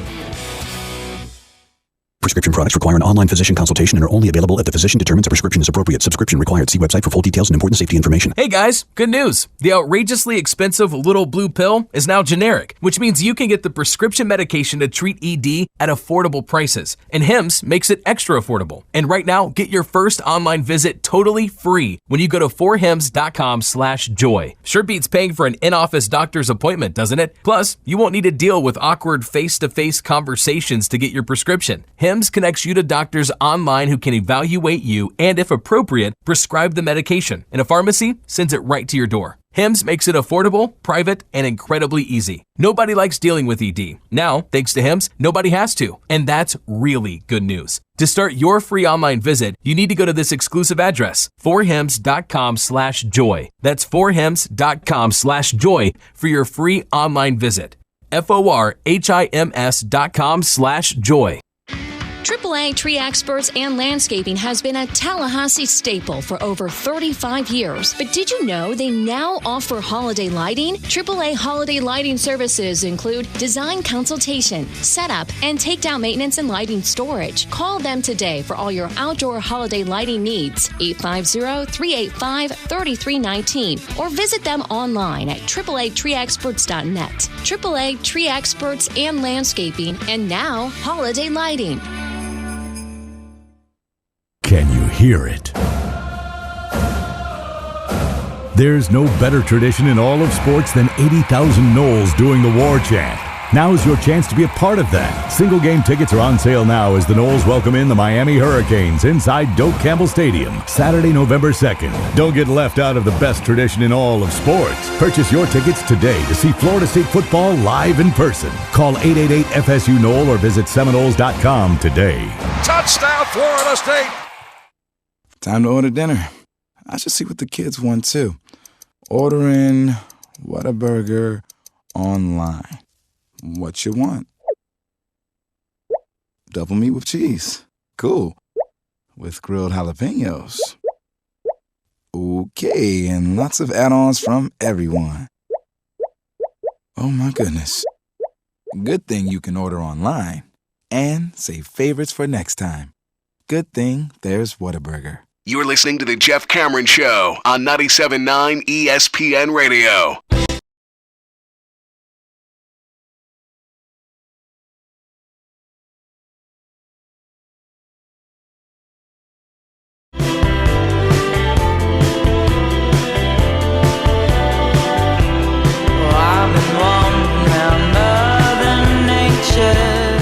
By the way, it's interesting to watch. There's a good article. Ryan McGee wrote it, ESPN.com, senior writer, about the rise of Appalachian State.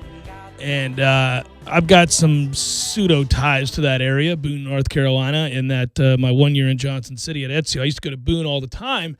Also, as a kid, used to go skiing at Sugar Mountain. That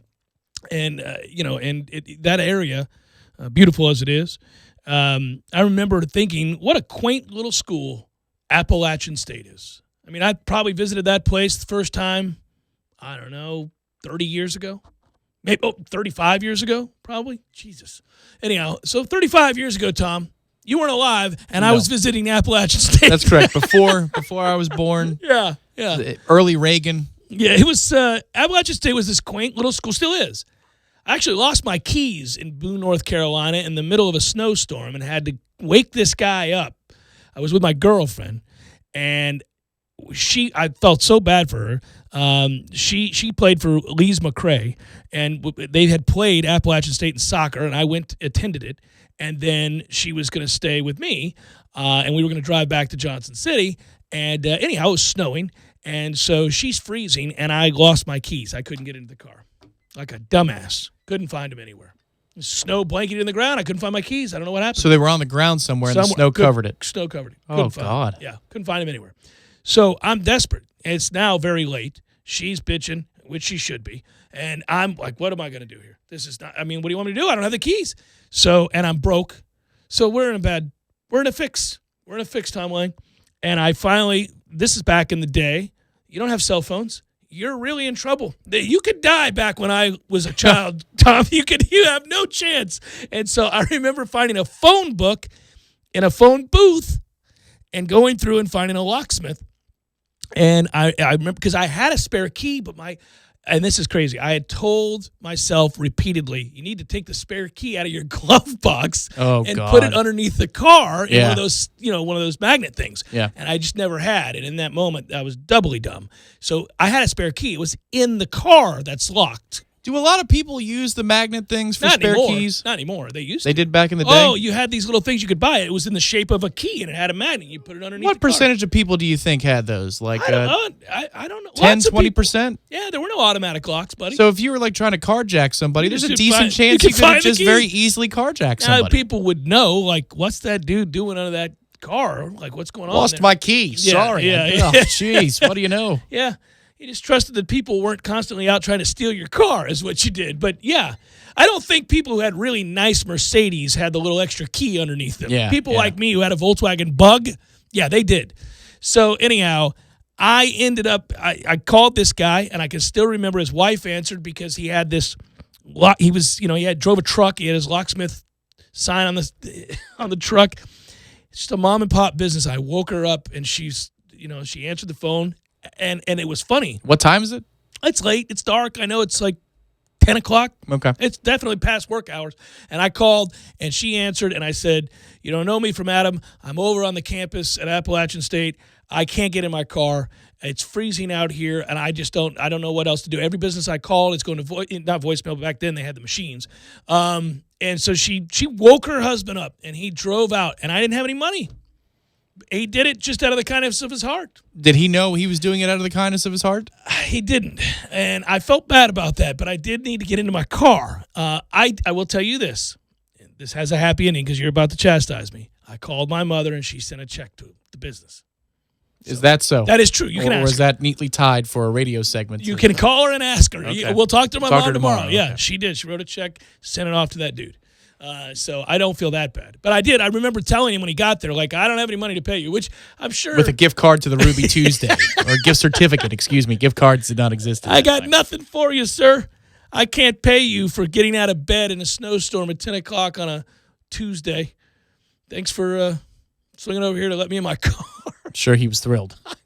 I don't know. I think he probably, those people are so nice. Everybody there is so nice. It was just the nicest little town. I say all of that to say this. They're playing tonight. And heavy favorites over Georgia Southern, who beat them a year ago. This article talks about, the Blue Ridge Mountains and all of that and places I've driven many times and how Appalachian State went from basically being, a Division II or what were they? That was back then when they were Division II power to what they are now. They got a chance to go undefeated. This is a really cool deal. And, of course, you go all the way back to that Michigan win, and they've had other significant moments. Remember Miami went and played there? Yes, that's right. They signed a home and home. That's an accord, if you will. Yes. It's crazy. They're 7-0. They're ranked number 20. Appalachian State. They're ranked number 20. Yeah. Oh, okay. Good for them. Good for them. It's kind of after Satterfield, they're still reaping the rewards of the Satterfield era. And Satterfield is good and is going to do a good job at Louisville, unfortunately. And this guy now, Drinkwitz, is the coach. He's one of the youngest coaches in football. He's 36 years old. And he's got them balling. And they have opportunities now. Obviously, if you look at this, App State is one of only 9 remaining undefeated FBS teams and one of only 2 unbeaten squads from the Group of 5 conferences, along with 15th-ranked SMU. They're on a 13-game winning streak, the third longest in FBS behind Clemson and Ohio State, the second longest run in school history. They're bowl eligible for the 5th consecutive year. Also, their first 5 years at the FBS level, they've been bowl eligible in every one. That is amazing. You go from FCS power and decide, I'm going to go in, test my luck, go play with the big boys. In your first 5 years, you go to a bowl? We haven't been bowl eligible the last 5 years. Florida hasn't been bowl eligible the last 5 years. This is only the second time they've ever been ranked, top 25. First time they've been ranked in consecutive weeks. They've received votes now for 13 straight weeks, but they finally got in the rankings and back-to-back weeks of being ranked. And it's they beat North Carolina earlier this year. Went in there and said, great. Speaking of being ranked, it's funny how when the college football playoff first came out, 2014 season, how big of a deal it was and how big of a deal every week and every storyline, every talking point that the dude from Arkansas, I think he's moved on to Kansas now. Was it Jeff Long? Mm-hmm. We used to parse every word. And how 5 years later, I don't think it's just the fact that Florida State's been out of the discussion. I think, honestly, people kind of understand it's just an entertainment product to prop up the game, and it really doesn't matter in the grand scheme of things, especially since most teams' path to the title, it's before you. Your chances for Alabama, LSU, they're playing each other. For Clemson, win out, win the ACC. Very simple. If you lose, it'll be close. Yeah. Ohio State, win out, you're in. It used to be like this life and death ordeal, and I feel like now people kind of get it. It's a sideshow. Maybe because we haven't had any really, really big-time controversies brewing where the teams weren't going to play each other. But what I'm saying is, like in October, early November, people used to freak out and say they're not going to get in. And yeah, we don't freak out anymore. We know this stuff usually has a way of coming out in the wash. But if you get to the end of the month, now it starts to get interesting. But not that it used to be earlier in October that they released these rankings too. But people used to freak out early in the ranking process, thinking that they would hold like the old polls would. Right. They move that crap around for the best matchup of every weekend. Yeah, they do. And the other thing is, you can just, like you said, most of the people pulled up on the schedules of the teams that are going to be vying and said, oh, well, have them play each other. We got no problem there. And Oklahoma losing certainly helped out. Because if you would have had what we root for all the time, what if Oregon hadn't stubbed their toe in the last 2 minutes of that game against Auburn? They'd be undefeated right now, and they'd have a very valid case. They would have had a win over Auburn. I know woulda, coulda, shoulda, but they should have won that game. And obviously they've remained unbeaten since, and they look good. They look like a good quality upper echelon team. So they're making their pitch. They're still making a pitch. But anyhow, that's them, right? And then, if Oklahoma were still undefeated, I got it. They'll be playing a more meaningful. They got Baylor coming up, but okay. But I don't. Matt Rule's done an amazing job. Baylor's not for real, so we're not really worried about them. Sure. Anyhow, so Oklahoma. You'd have a situation where Oregon, Ohio State, Oklahoma, all undefeated, and then these other folks, Clemson undefeated. Now we're at 4. The winner of the Alabama-LSU game, we figure, is going. So one of those teams is going to get told you're not going. Sure. I mean, and earlier this year, it looked like there'd be 6 or 7 candidates into this point of the year. But it just never happens. But I think what people realize now, for the most part, now there'll always be, the lowest common denominator who live and die on every word and they think it's gospel. But we've learned over 5 years that they'll just move people willy-nilly, and it doesn't really matter till we get to the end of, rivalry weekend and then championship weekend. People willy-nilly. They don't care. Yeah, they're like, oh, well. They're heartless about it, and just to prop up whatever TV networks they need to. Sometimes they'll even prop up CBS. That's exactly what they're doing here for LSU Alabama. You don't think they're snickering when they put that matchup together for 1v2? They don't give a damn. So it doesn't matter in October anymore. Whereas when we were falling in the polls from 1 to 2 to 3, we're like, oh, my God. Are we going to be on the outside looking in here with Oregon, with the BCS, and the next year with the college football playoff? Well, how are our teams ahead of us? We're in the midst of 25 straight, 26 straight. It doesn't matter that much anymore. It only matters once you get to the end of November. It did matter, though, because we had to go out to California to play instead of Atlanta, and they absolutely screwed us there. The second year I'm talking about, where they were like, you don't look real impressive. We would have had to have been, the 4 seed in order to be out there, or the 1 seed. And I don't think we had earned the 1 seed if you're just going on the resume from 2014 alone. Because Alabama at that point had been so good. It's a hard case to make other than you're saying that you've won 27 straight, 28 straight. Yeah. But if we were third, we would have played in Atlanta. No, I thought we were the 2-3 with Oregon. I think we were 2-3 with Oregon, yeah. And Alabama, Ohio State was 1-4. So Ohio State was the one snuck in over TCU, Baylor. So maybe. So we would have had to remember this. We would have. Okay, so the argument was we should have been number 1. We hadn't lost in 2 years. Correct. Yeah. If we were the 4, we would have been out there. Who knows? That game might have been a little bit different, but it's hard to say. We probably would have been down entering the second half. I know that much. I just remember being very happy and Corey Clark being very upset. You wanted it. I was like, keep screwing us. That's right. Let's go. But don't screw us so much that we get Alabama and we have to stay in the Southeast. No, just send us to California. I love it. Let's do that every year. I'm down with the trip to California. Well, we got to get there one more time before the whole place burns down. But yeah, that was, if we hadn't gotten to go to the Rose Bowl, man, we'd still be dreaming. And now we know Brent Musburger wasn't full of it after all those years. No, he was right.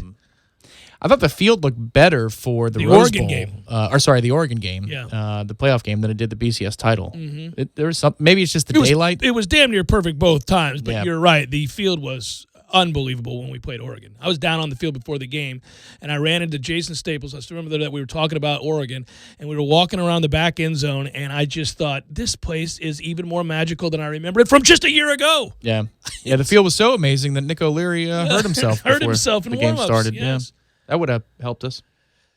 Yeah, that sucked. Red zone efficiency. Also, he was interfered with in the end zone. He's tackled. It's unbelievable. There are a lot By of today's factors. standards, they'd arrest whoever the hell that was. Oh, my goodness gracious. I still get mad thinking about all the things that had to go wrong. Jalen Ramsey drops a pick right in his hands he's going to go to the house with. Well, maybe not. You did have Speedy back there. It's a two-man race, but I mean, they end up scoring a touchdown on that drive. So that's a 7-point swing at minimum. Yeah, I think Jalen probably goes to the house. Maybe. I don't know. He doesn't like that stadium. He never wants to play in the Rose Bowl again. He's had some terrible moments there. Yeah, getting trucked was the best thing that could have happened to us, though. It was good for us. I mean, when he got, and he was a freshman, so in fairness, but when he got trucked, I remember being so happy because I thought, well, that's humiliating, but we've got the ball back with time. All right, let's go. Where do you think we won that game? I mean, I know the obvious play is Winston to Benjamin, but what moment in that game do you think, okay, this is the one, looking back, where it happened for us, where we really had either a chance to win or that when Auburn screws up. Yeah. It's when Auburn screws up and has to kick the field goal. Yeah. It's the third down rollout. Yeah, the third down Marshall. rollout. Yeah. Don't go for it on fourth there. You might as well. Yeah. That's the game right there. I think by today's analytics, most coaches would go. They would have gone for it. I couldn't believe they didn't. And then when that happened, I thought, oh, we got life. That was 5-yard line or inside the 5-yard line. But if you score there, I mean, that's good night, Irene. Yeah. That is good night. I'm so glad they didn't. Well, hell yes. I mean, it would have been a crappy flight if the roles were reversed. But not only that, it changes the conversation of today, like what we're doing right now. I mean, in many ways, the 2013 national championship is still informing the larger discussion around Willie Taggart. Yeah. I mean, this is... I wonder if we don't win the 2014 title. We were so good in 2014. Right. And those guys all come back. We would have gone out there and been focused instead of, there would have been a revenge tour again. We would have been like, because all right, we were supposed to win in 12. Yeah, I mean, that was the preseason expectation in 12 was to at least get to the title game and go toe-to-toe with Bama. And it would have been Notre Dame, as it turned out. So you just get there. You win the damn thing. It's a free title. Beat them by 7 touchdowns. Good God. But it took 2012's failures to create the 2013 monster. You know, it's weird that you bring up the 2012 game when we talk about the things that kind of inform later football discussions. Think about what's being said right now about Brian Kelly at Notre Dame. That basically, you've done a good job, but maybe they need to move on from you. I mean, that is the talking point right now about him. Touchdown, Jesus! You're fired. It's an oldie but a goodie. They almost did it once before, and then he found yoga. But if you recall that, right, he did all of that, changed his way of living. Literally changed his life. It was what we pinned our hope to, that example, Jimbo would follow it and help flip the program back the right way. He didn't follow it at all. No, he stopped working. That was his answer. Yeah, he went further into the black hole, the abyss. He went further down the road of madness, whereas Kelly found yoga. But here's the deal. Jimbo needs to find yoga. But I remember that, and I'm thinking about it now after they get boat raced in the Michigan game. And obviously, listen, Clemson did this to everybody last year, including Alabama. But they got hammered by Clemson, shut out, right?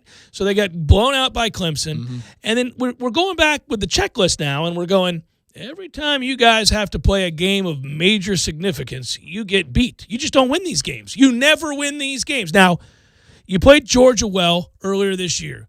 2 fingers to my eyes, 2 fingers back to you, Georgia, going into this weekend because of that Notre Dame game. I'm worried about them. I would offer this up just to be fair to Notre Dame, which I hardly ever like to do. The season they got to the national championship that beat Oklahoma on the road, I know. No, I'm talking about this particular game with Michigan. If they win that game by 10 points, they don't get credit for it because Michigan and Harbaugh suck would have been the talking point. And I'm not holding that particular game with greater weight than I am all the others. That's one more.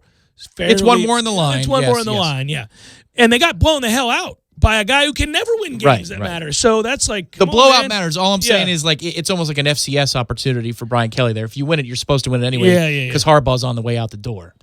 So they're now talking about maybe they need to move on because Notre Dame can't win the big game. And I would say that's the dumbest thing in the world if you're Notre Dame.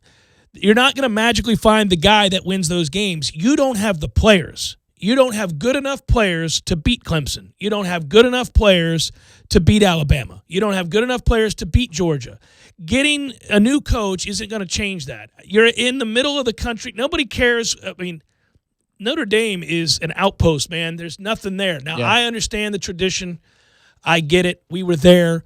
I know about the wins and Touchdown Jesus and a generation of people growing up with a dream to go to Notre Dame. But kids today don't care about Notre Dame. And they don't want to go freeze their ass off to play for a has-been. Yeah. And I think that's the way Notre Dame is viewed. I agree. I hope it burns, personally. People there were a-holes. I don't want it to burn, Tom. No, metaphorically speaking. I know, okay. Metaphorically speaking, of course. I'm not talking about somebody arson. You know, Jesus. Yeah. No, I just He hope said that they it so suffer. matter of fact. I was like, maybe he does. I know. I hope they suffer for another 30, 40 years. Well, they're That'd going be wonderful. They're going to. They don't have good enough players. They don't. Now, he's winning 10 games, 9 games every year. So it would be beautiful if they hired Urban Meyer, because you've got institutions. That might be the one thing that actually would. Well, but you've got an institution and a man who look the other way on abuse. And that's good. Put them all under one roof, under one golden dome together. Yeah, no, it would be. It would almost be like Notre Dame to do exactly it'd be that. fitting. Yeah. No, I just think it's odd going back to that 2012 that you're talking about, and then the way we view coaches. The Pitt game was the most ridiculous one The for kid Notre misses Dame. a field goal. Yeah, Jesus. but go back now. So then think about that. How that loss to Alabama and then the subsequent losses in big games kind of have him in pseudo hot water. Mm-hmm. Our win in the 2013 national championship and the subsequent undefeated season set a standard that we thought, okay, you got to adhere to something close to this. You can't be out here. That's why when Jimbo started to struggle a little bit, that 10-3 season, I hated that season. I thought we were terrible. I thought we were kind of lucky to go 10-3, and we really didn't beat anybody of significance. Well, and Lamar Jackson happened. So, Yeah, I mean, one of those three counts for two, right? Yeah, you gave up 700 points. You look ill-prepared. Nobody cared. It's on game day. It was game day was there You for quit it. the North Carolina game. Quit the North Carolina. Dalvin didn't. Jesus, what a disgrace that is. Well, the Boston College game. Yeah. Remember the Boston College game where you're just getting stomped? Well, that happened in the following year. The following year, yeah. No, but I'm saying this is all down that path. You've got these games, these moments where guys just don't play, and we're looking back like, whoa. We're going backwards. What's going on here? And in many ways, the continuation of that has really hurried this larger discussion with our current coach, because Willie Taggart wouldn't be in hot water right now after taking over a team that had, frankly, gone sub 500 under Jimbo Fisher in his final year. If Jimbo was 5-6 when he left. Yeah. So normally you wouldn't be, but we kind of look at this team still in the afterglow of that national championship, of the 29 straight wins. Of course, the 40 years worth of kicking ass informs the discussion as well, but more recently, we're still in a little bit of the afterglow of that national championship and the back-to-back undefeated regular seasons. It'll feel different next year. 2020 feels a lot farther away than 2019. Oddly, it does. You're out of the teens, man. You're into the next decade. Well, it's like when your kid goes from being 12 to 13. It changes everything. You're like, oh, wow, we're teenagers now. Sure, yeah. Well, my son's about to turn 12, thankfully, but yeah, next year it's like, wow, we're have-nots, when it comes to wins. It's crazy. We're have-nots now. Yeah, it's. Oh, look at our ACC record. Look at this god-awful Jesus. Oh, man. That's what this is. Well, that's why Saturday's huge. This is a huge game. It's a very big game. Miami's mired in the same muck we are. You could say they're more seasoned in it. That's what we should ask Canes fans. How do you guys do it for this long? Every year you guys suck, and you think you're going to be good, and yet here you are sucking again. How do you do it? Because we're trying to get used to it, and we don't like it. It's like 6 times as long as we've been bad. So how do you still do it? How do you get up every day knowing you're living a lie? It's not going to be better this year, just like it wasn't better last year, and the year before, and the year before, and the year before, and the year before, and the year before, and the year before, and the year before, and the year before. Like, keep going. I think you're at 2006 at that point, so there's more time. Keep going. Yeah, it sucks. So what do you guys do? Let's ask him on Saturday. What's the secret? Let's ask him on Saturday. What's the secret sauce to that Suckville you've been living in? Heroin? It's the Jeff Cameron Show.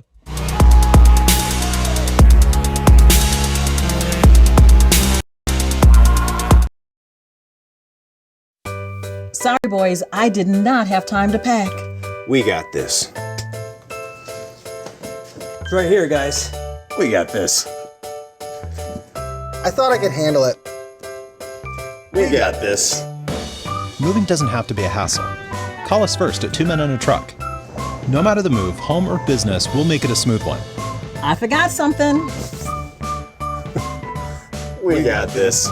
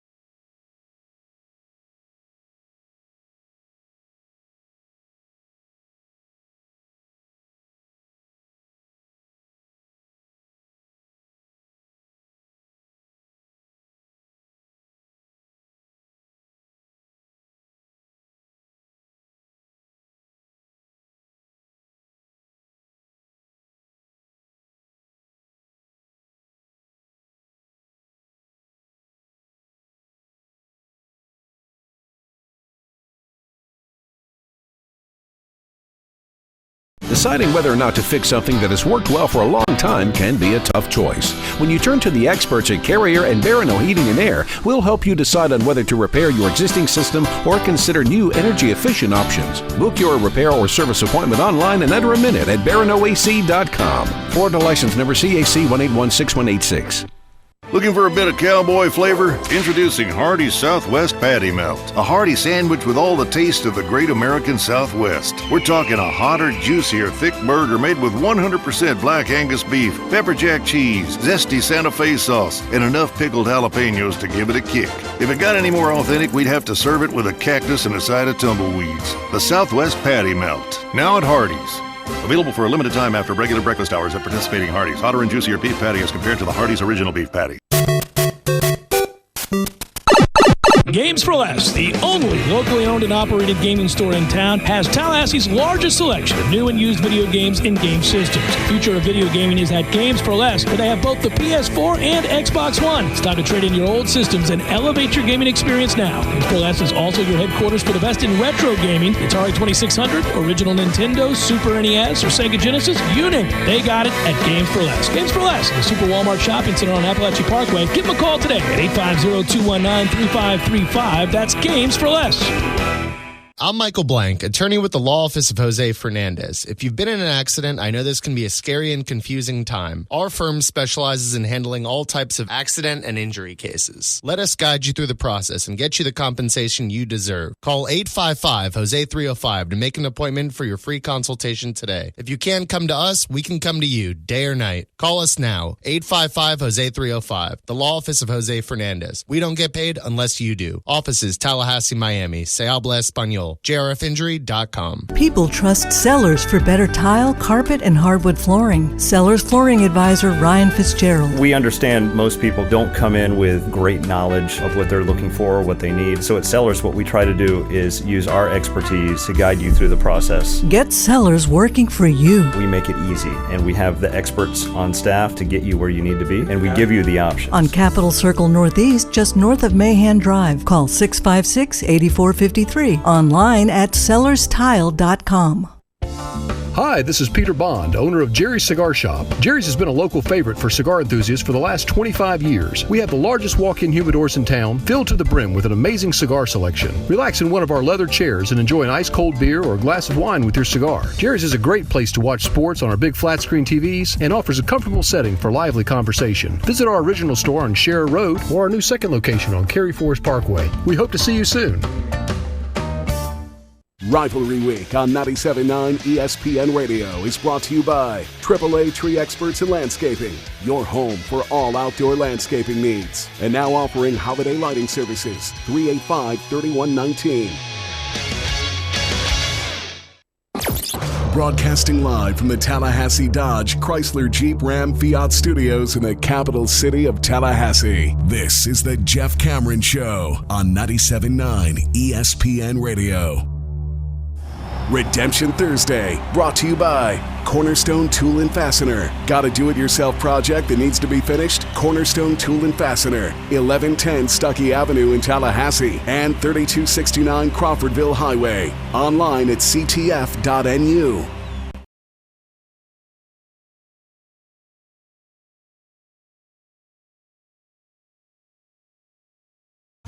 It's Jeff Cameron Show. Happy Halloween. Real quick, by the way. Yep, still going to Orange Theory Fitness. I love it. Still love it. It's been Hell Week. We just finished it. In fact, today was the end of Hell Week, and it's been fun and challenging. I say that because I really, really do enjoy working out with my friends at Orange Theory Fitness, and I endorse them because I believe in the product. I believe in what they do. I believe in the science of it, and it works, more importantly. It does. It works. I've lost weight, 12 pounds, in fact, been able to keep that off, and much better cardiovascular shape than I've been in maybe since going back 20 years. So I say that to say this. They've got a promotional deal going on right now, and if you've been thinking about it, this is a good time for you. It's called the 25th Hour. No time, no excuse. You spend your extra hour, see what they're doing here, with OTF. And that's Orange Theory Fitness, a free class for local residents, 20% off Orange Theory's heart rate monitor as well, 25% off in-studio retail special. All of that is on November the 3rd. November the 3rd, where we do the clock thing. There you go. So, yeah, this is a fall back. Fall back. Yeah, not spring forward. Fall back. Fall back. So you got no excuses here. Spend that extra hour with Orange Theory Fitness and get in there. And I'll just say this. They're really accommodating. They'll help you out with any questions you may have. Just go in there and check it out. On that day, all kinds of savings, too. So you may want to do that. All right, let's move onward here. And we go from one promotion to another, but this one involves actual games. So it's time for more watching, less washing. Jeff, what's your plan with all of this laundry? Not my job. Excuse me, get off the couch already. Wash around the clock's got it. More watching, less washing. Ooh. Best husband ever. Yeah, our friends at Wash Around the Clock, by the way, a brand new nifty app that is fantastic that you can get. I have it here on my phone. You get this app, your Wash Around the Clock app, and you schedule your appointments with them right there on the handy-dandy app. You can cancel it. You can specify what you want, dry cleaning, washing, how you want it done, cold, hot, all that stuff. You want to, bleach, no bleach, whatever. All of it's right there on the app, and it makes it really simple. The bottom line is this. If you don't know about Wash Around the Clock, go to TallahasseeLaundry.com, but Easy Laundry is the thing. It's pick up and delivery. Tom and I both do it. They come here to the office. You can do it once a week, twice a week, however you want to set it up. And they'll come here and pick up your laundry, return it back to you, washed, neatly folded. They also do dry cleaning and pressing, so anything you want. It's a good use of the term nifty. I haven't heard the word nifty in a while, but that is the app. It is a nifty app. And it's good for residential or commercial. So if you're thinking, well, would it work for my workplace? Yeah, yes. Definitely. Yeah, it does. Or you're thinking, well, okay, they do it at their office. Well, can they pick up at my home? Yes. Absolutely. Yes, they can, and they do. Yeah, it's convenience, man. Time is money. They're saving you the time. There you go. What do we got tonight? I didn't realize, I don't know why, I think I was just so focused on this Appalachian State game, and they're undefeated and ranked and all that. It's on ESPNU, but Baylor and West Virginia, tough times. The decision for West Virginia to join the Big 12 is one I'm sure they lament, as they've had virtually no success, and they are 17-point underdogs currently to Baylor. Yikes. I mean, that's a preseason prediction nobody would believe, because they think both of them stink and maybe West Virginia's a little bit better. Yeah, well, Baylor went winless a couple years ago. Yeah. And Matt Rule is, he too is walking around pantless these days. Although, don't do that at Baylor. That's been a problem. So keep it together, Matt Rule. But I'll just say this, as far as Baylor goes, they have found their way to win games this year that they have no business winning. The Texas Tech game is a joke. Iowa State, no. Really lucky. That's a lucky Baylor team. But they are still undefeated, number 12 in the country, and they are hosting tonight West Virginia. Yeah, so late action on Baylor here, late movement. It's getting up towards 20 points now. 18.5 last I checked. Well, I knew West Virginia was in trouble when Holgerson said, "I'll take that Houston job." I mean, when did Houston become a more desirable job? That, it is, though, because of recruiting. And think about how they handled NC State and how NC State found a way to make, to look like a bunch of idiots in that game. That NC State is, like, for me, suspect. Well, it's the reason when you bring up BC and Syracuse, I go, I'm not so sure. Because if we're looking at a BC result against NC State, I don't know what the hell I'm looking at with the Wolfpack here. Dave Doran is not going out there kicking ass. No. My favorite thing, I have to tell you, I love tuning in every now and again to coaches' shows in these other parts of the conference when they're having bad seasons. I pull them up because I want to hear, because a lot of these shows, they still take calls from all, really passionate fans right in the midst of these terrible seasons. Mm-hmm. And Doran, oh my God, somebody's got to wake him up, let him know he's on TV.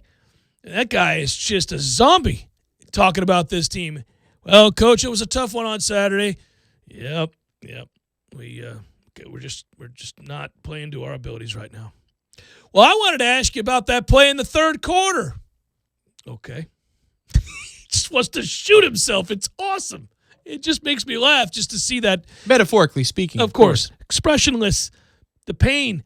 Michigan's at Maryland. No noon games. This is your slate. You're going to be outside enjoying the weather, so don't worry about it. Damn right you are. But if you are going to worry about anything, okay, let's go. Boston College, noon, Syracuse, Beth Moen special. Don't know that it is, but if it should be. It should be. The Carrier Dome will be toasty as it's 52 degrees outside at kickoff. That's is the ACC network. Can you check? I think that's going to be a Beth Moen special. I'll take a look. ACC network, Boston College at Syracuse. Anyhow, that said, of course, our game at 3:30. I'd like to tell you is the bell of the ball, but it's not. It's Georgia, Florida, number 8 versus number 6 over in Jacksonville on CBS at 3:30. But, of course, for us around here, that pales in comparison to Florida State, Miami. Then when you get on in the day, a real good football game starts at 4 o'clock on Fox. That's Utah and Washington. A real good football game to tune into there. And then I would tell you that at 7:30 as we get into the evening, not great action, but SMU, Memphis, both ranked, both interesting. Memphis plays good D. SMU's getting points in that game. They're undefeated. Into the night, wrapping it up, you're probably watching Oregon and USC. That's at 8 o'clock, maybe 10:30. You'll watch Boise State, San Jose State. I never make these 10:30 games anymore, Tom. I fall asleep at halftime, and every time I do that, I wake up the next morning with great regrets because I find out the final score was 48-45. Right. Some awesome game that came down to a last second. Remember the UCLA game earlier this year against Washington State? Oh, that was absurd. I took it to bed at halftime. Yeah. They scored 60 points in the second half. I was it was not nuts. paying attention to that game at all. Crazy. So I have confirmed breaking news in ESPN Tallahassee here that Boston College, Syracuse, I have the broadcast information. Wes Durham will be on the play-by-play. No. Roddy Jones and Eric Wood will be on the sidelines. Oh, where's Beth this week? She is in Orlando for the Houston-UCF matchup. It'll be Beth, Anthony Becht, and old Rocky, and that's on ESPN2. That's an upgrade right there. That's a good game, Houston-UCF. Yeah, well, she's typically on the actual terrestrial channels, not the one that you can't get on cable. So right. There's that. I'm just saying the matchup alone is a pretty good one there. All right. We like to do this for you, by the way. That Fresno State at Hawaii game, 11:59 on Facebook. Did you know that was still a thing? No, I did did not. There are Facebook games. Anyhow, I think that's failing miserably. They should probably stop doing that. That said, I wonder if they make false claims about the programs during the game. There you go. I like it. 11:59 p.m. on Facebook. If you're watching the Fresno State Hawaii game, just know that is for the Golden Screwdriver. That is for the Golden Screwdriver. What sets the Golden Screwdriver apart from all other FBS trophies is that it isn't an official part of the game it's associated with. In 2002, Hawaii traveled to Fresno State, in which the Warriors head coach June Jones, remember him, claimed to have been hit in the head by a screwdriver hurled from the stands at the end of the team's 31-21 win. The trophy, a golden screwdriver implanted in artificial turf on a rustic wooden base, commemorates the altercation. It's the creation of a Fresno State radio station and a call for listeners to design an annual award for the rivalry game. They did it. Not just screwing, Mitch. And it happened. We've made a better one. We did. It's just, it should be on the line this weekend. The Platinum Bohica should be raised aloft this weekend had we not tripped over. But unfortunately, we've taken a garnet and golden screwdriver to this program. It's upsetting. The old wagon wheel is at stake for the BYU-Utah State game, everybody. That's at 10 o'clock on ESPN2. That freaking song, I swear. The old wagon wheel, established in 1948 by fraternities at both schools. The old wagon wheel honors the Mormon move westward in the mid-19th century, a trek done in covered wagons, as you all know. Oh, it's tough times. No doubt with 5 wives pulling the wagon. Yep. Get out there and get me my caffeine. But don't tell anybody. Of course not. He was allowed to have it, but everybody else couldn't. True story. Yeah, that's good. He's just sitting in the back of a... I like the golden... We should have one ourselves. The golden screwdriver? That should be like the tall boy wager. Other than the tall boys themselves, we have a golden screwdriver. We're going to get the garnet and golden screwdriver. That's wash around the clock. More watching, less washing for this weekend. Good stuff right there. Final hour forthcoming. Stay with.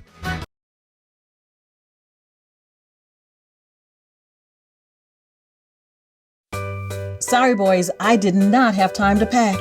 We got this. It's right here, guys. We got this. I thought I could handle it. We got this. Moving doesn't have to be a hassle. Call us first at 2 Men and a Truck. No matter the move, home or business, we'll make it a smooth one. I forgot something. We got this.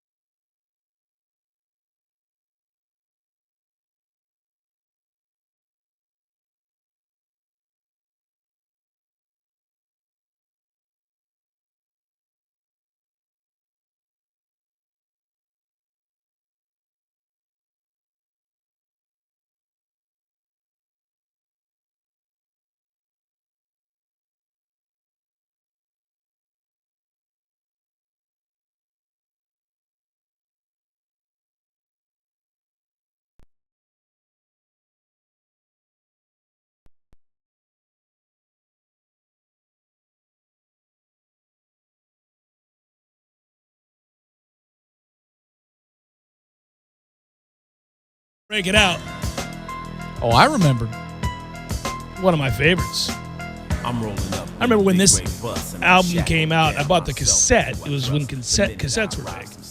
And I probably played this thing until I broke it in the first month, just over and over. Not just that song, that whole album. That's got New Jack Hustler on it. It's badass. That's Ice-T at his best. He was evil then. It was fantastic. That song in particular is evil. Evil music in general is maybe it's just being a young boy. I don't know. But, if you're out there shooting hoops or if I was, playing hockey or pickup stuff, you don't want the nice sounding stuff. You want the hard, metal, old school evil sounding rap, foreboding. Yeah, a little bit of Slayer action mixed in with Yeah, with you, buddy. Good times. I used to like the uncomfortable look I would get when I would buy the new Slayer records. When you took them to the counter because of the cover. Yeah. And some of the titles of those records. There's an album called God Hates Us All. And I remember walking up going, God hates us all. Bam! Throwing it down on the counter. So there were parental advisory labels when I was a kid. Yes, there were. I remember so that. PMRC, by the way. Tipper Gore, yes. I had to have an older sibling come with me because my parents would have never greenlit some of these purchases. But I was happy to say that, some people bought them for me. America lost their mind back then in the 80s and 90s. It was the dumbest thing in the world. They would blame, heavy metal music and rap for every violent crime that happened in America. And somehow they tied it all into, like, Satanism, like it was a real thing. There's no such thing. Anyhow, it was hilarious. Go back to the 50s and rock and roll. This is something we've done time and time again. But those are swaying hips, Tom. That's all gyrating, sexual. fornication, the devil. They were worried about the sex, but specific to the 90s, early 90s and late 80s, they got crazy with the devil music, like Ozzy Osbourne, like, oh, you play the record backwards and all that stuff. It was nuts. The PMRC started because of that. The Parental Music Resource Center. It was dumb. Yeah, but there's a pet cause every 10, 12 years. I remember V for Vendetta comes out and it says it promotes terrorism. It's going to create terrorists across the country. Awesome movie. And then the Joker movie's going to glorify mass shootings. It's like, guys, for the love of God. Get a grip. Get a grip on yourselves. No, I really, you'd have fun going back and seeing all the mass hysteria regarding Satanism. It's fun. Grand Theft Auto was a big discussion point when I was in high school. Yeah. I had to hide that video game from the folks. I have to say, I remember the first time I saw that game, I went, oh, we have jumped the shark here. We have just decided another level. Here we go. Yeah. All right, man. So my buddy burned me a hour and a half, like however long the disc was, a mix of Bob Marley, because I loved reggae. That's how I discovered it, was through Grand Theft Auto 3, no lie, which is the New York City one with the mob. Yeah. And they have, you do the cab missions. I used to love the radio. And Jah Radio. Mm-hmm. Oh, it was fantastic. And I learned, oh my God, I love reggae. That's how I learned it, was from that video game. I didn't learn how to kill people like in real life. You learned reggae. I learned reggae. All right, a little Bernie Spear action. There you go. I'd stay up till like 2 or 3 in the morning just doing cabbie missions. It's fun.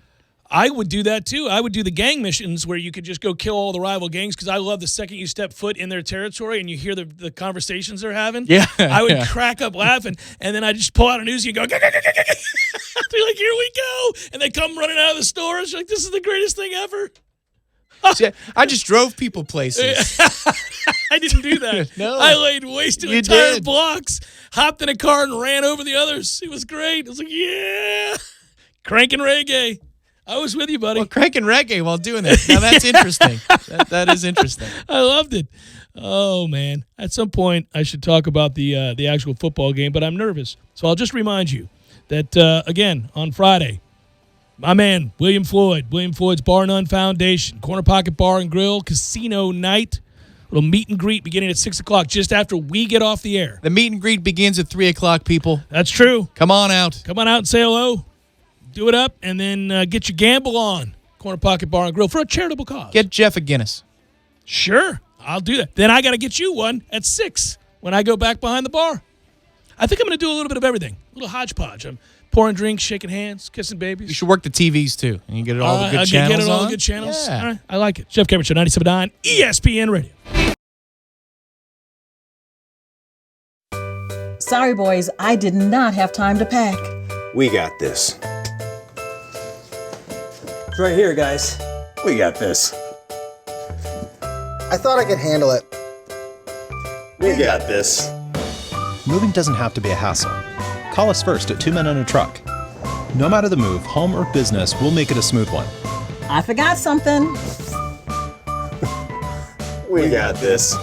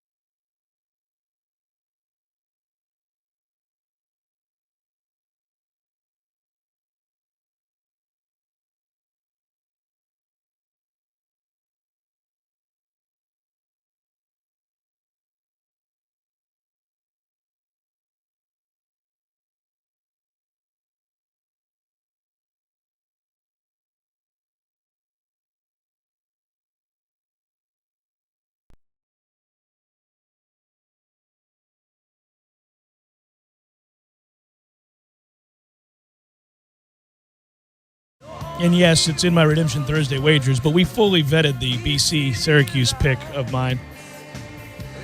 And I just want to say, as we conclude the afternoon here, that it's a quid hunch.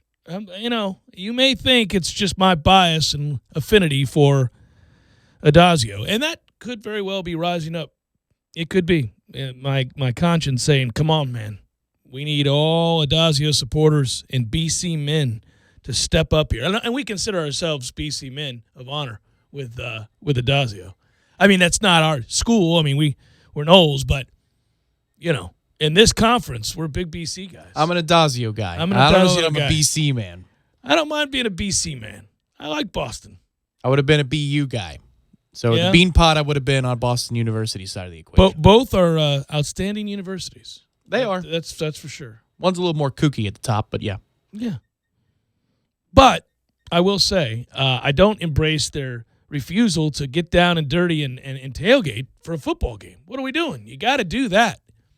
That has to upset him. I wonder if that upsets Adazio, that's their policy. I think we'd have an atmosphere around here if these damn Jesuits would let us tailgate a little bit. Anyhow, BC's getting 3. It's a quit hunch. It's called a quit hunch. I think Syracuse is calling it a day. The look on Dino Babers' face during that game suggested as much to me. After the 4th down non-conversion, when they're inside our 30-yard line, and his players are furious, and he just puts his hand out and says, no more. Settle down. That tells you. Resignation, sir. It's kind of weird. Something strikes me as odd in that locker room, and I think that I'm going to play that hunch moving forward. Now, unless they rise up and beat Fighting Adazios, which if that happens, then I just realize, okay. Well, if Syracuse beats Boston College, he will be fired. Adazio? Right? Because Boston College would have to come back and beat us for him to have any chance at all. Yeah, I don't. It's a winless Syracuse team in ACC play. In ACC play, yeah. They're weird, man. That's a bad team, and something's not right. Something's rotten in Denmark, man. They've got a locker room culture issue. Something's weird. That game scares me, but it does seem like Boston College kind of knows what it is more than Syracuse knows what it is. That offensive plan, I can't tell you. It was supposed to be about DeVito entering this year, and Jesus. I'd be surprised. I mean, if 80's run back out there, I know it's the 3rd day I've mentioned it, but if 80 runs back out there this week and DeVito misses him a couple more times, there will be a felony on the field. There will be a felony. A fight. It reminds me of the look, because I saw it when it happened live, and I was staring right at him. And I remember thinking, ooh, he's really going to have to take some deep breaths. Tamorian Terry, down the right side against Virginia, gives the hand signal. I know you guys saw the replay. He's like, go. Oh, we lived it. I mean, my God. And as he's running, it's the whole, I'm going to walk into the end zone here. And unfortunately, James, as we all know, misses him by 15 yards. It's not even close. It's like something out of a cartoonish impotence nightmare. It's sequence, crazy. Yeah, you just this all is you got to do. Yeah. Right.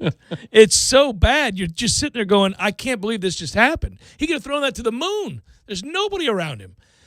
So anyhow, in that moment, there's this time where this stare, it's a quick stare back, and it gives way to just exacerbation, just devastation, But there's a split 2 seconds there where he wants to, I think he wanted to, MF him. Yeah, it's right there on the field. That just happened. Without the obvious violence in terms of the analogy, it's Sam Jackson and Robert De Niro and Jackie Brown. They're in the van. Mm-hmm. What happened to you, man? We used to be beautiful. Yeah. It is. It's that look he gives him, and I remember thinking, oh man, if I were Tamorian Terry, I think I would try to stay away from James Blackman for a few minutes, because I would not trust myself as to what I might say. Well, and you're begging him internally. Don't rah me right now. Yeah, don't talk to me about anything. You just walk over there and you think about what you've done or didn't do. You think about what you just cost us. And then Tamorian looks at McKitty from the previous 3rd down sequence and goes, "Yeah, I know. Yeah, that was a tough day. Today's a good day because Alabama and Florida State are going to play a home-and-home, as we talked about earlier, and it's not 40 years from now. Usually they announce these things, and you go, oh, sweet Jesus, it's 17 years from now. I don't even know if I'll be here. But 2025 is right here, man. It's almost upon us. And they're making good on their promise. That doesn't usually happen. I'm just saying, Georgia, Alabama. They're looking to do more. Yeah, the LSU one, I don't know what the holdup is for the official announcement. Hopefully they realized it's a crappy idea to do this at neutral sites, and they just want to make it a campus-and-campus home and home. Right, yeah. Well, hey, we bitched about it. I'm going to take credit for this. Just like you got the Tom Wayne Memorial. I did. I'm taking credit for this. No tickets to go with it, though. Unbelievable, the effort I put in for that club. Yeah, never happened. I got the scoreboard painted. You one-up me with the Champions Club, and now I got our schedule righted. I did this. You're welcome, everybody. I've been bitching about this for a long time now, and I think the powers that be heard it. If you give us Baton Rouge and we can go eat the fine cuisine that is Baton Rouge, seafood and meat and the blackened cure, everything. Oh, yeah. Yes. Crawfish. I will thank you. I mean, I know New Orleans has it, but that food there was fan-freaking-tastic in Baton Rouge. Here's what I will say. I mean, first of all, I want LSU in Doak Campbell Stadium. Now, they've played here a bunch, but I am excited to see them. My generation's never seen it. You never got to see it. Never sniffed it. Yeah, you didn't. I did. You didn't. But I want that for everybody. So, come on. Let's go. Let's make it happen. Frankly, as much as I want to go to Death Valley and Baton Rouge and enjoy that atmosphere at night. Well, actually, us playing at night. I hope that's a noon game. But anyhow, the point would be if they say no, we're playing that one in New Orleans. All right, I may simmer down a little bit. I'm not going to get too angry. As long as the one that they're playing here is here and not Orlando. No nonsense like that. They should lobby for that anyway. It saves them 4 or 5 extra hours worth of a drive if they're leaving Louisiana to come, Plus, watch Orlando sucks. Yeah. Come on. Orlando sucks. It would have to be an absurd markup, right? For Orlando. Like, it's like, okay. Well, apparently it is. We've been paid $5 to $7 million. No, it's going to have to be $22 million. It's like when you get asked to do a gig or something and then you don't want to do, and you're like, try to price it so they say no. But if they say yes, it's going to be worth our while. That's what you got to do here. Yeah. Just, hey. Listen, I mean, for $15 million, okay, we'll go play in Orlando. But other than that, it's here. John Lennon's like, really, $1 billion to play the Republican National Convention. I'll do it. It's going to be odd. I'll do it. I'm going to sing Imagine. They're going to boo, but all right. I'm keeping Yoko's share. It's sad that I don't get to look at a probable tonight or even reference a baseball game of any kind because it is, of course, the end. And the Nats are your world champions, and fitting that they would come back to win that baseball game, as we said earlier this afternoon. My God, what game were they in which they didn't trail? It is bizarre, other than the Cardinals series where they just beat that ass every Correct. We saw that coming. Yeah. But, I mean, it's crazy. The wild card with Milwaukee, and then, in the 8th inning, and then the Dodgers, they're down 2-1. They come on, then you see what happens in that final game. They had it really easy, obviously, with St. Louis because St. Louis just was garbage. But anyhow, then there you go. Strasburg winning the World Series MVP. I thought him or Rendon on the fly would be Rendon, but then I looked at Rendon's numbers. I mean, they're good, but they're not. They don't eye pop. I don't have a problem with Strasburg. He's 5-0. Right. Well, I mean, it's just the World Series. Though. It's not the playoff MVP. Right. But still. But he did win 2 games in the series, and it's absurd. I think it's 71-8. Said it earlier, but 71-8 is his career postseason strikeout to walk ratio. It's a good strikeout to walk ratio. Yeah, a whip just over 090. I mean, good God, and that number came up in the World Series. Yeah, he wasn't as dominant in the World Series, but he was good, and he had to gather himself. Whatever reputation you have as maybe being soft, and some of that was your franchise doing that to you back in the day by telling you you're not pitching, even though he wanted to.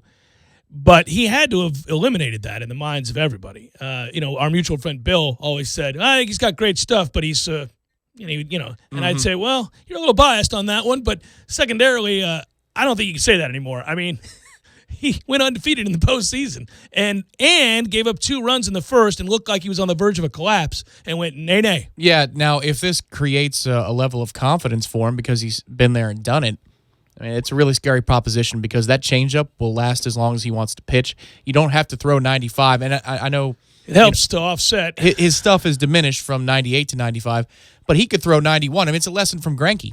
As long as there's separation between your fastest pitch, your slowest pitch, you got something in between, and it's got nasty break like that, 91 can look like 98 if you know how to pitch. Yeah, well, I mean, you saw it obviously at the end of Pedro's career. I mean, that was guys. It was a joy to watch him. Yeah, at the end of his time with the Mets, and then obviously he went to the Phillies.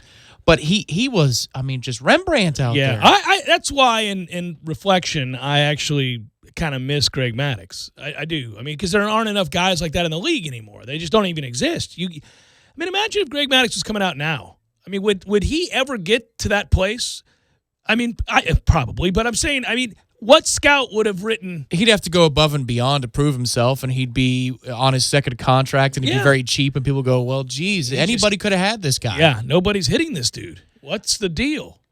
Obligatory. I'd like to see him in this day and age when umpires are forced to call it. Yeah, but I think he gets it.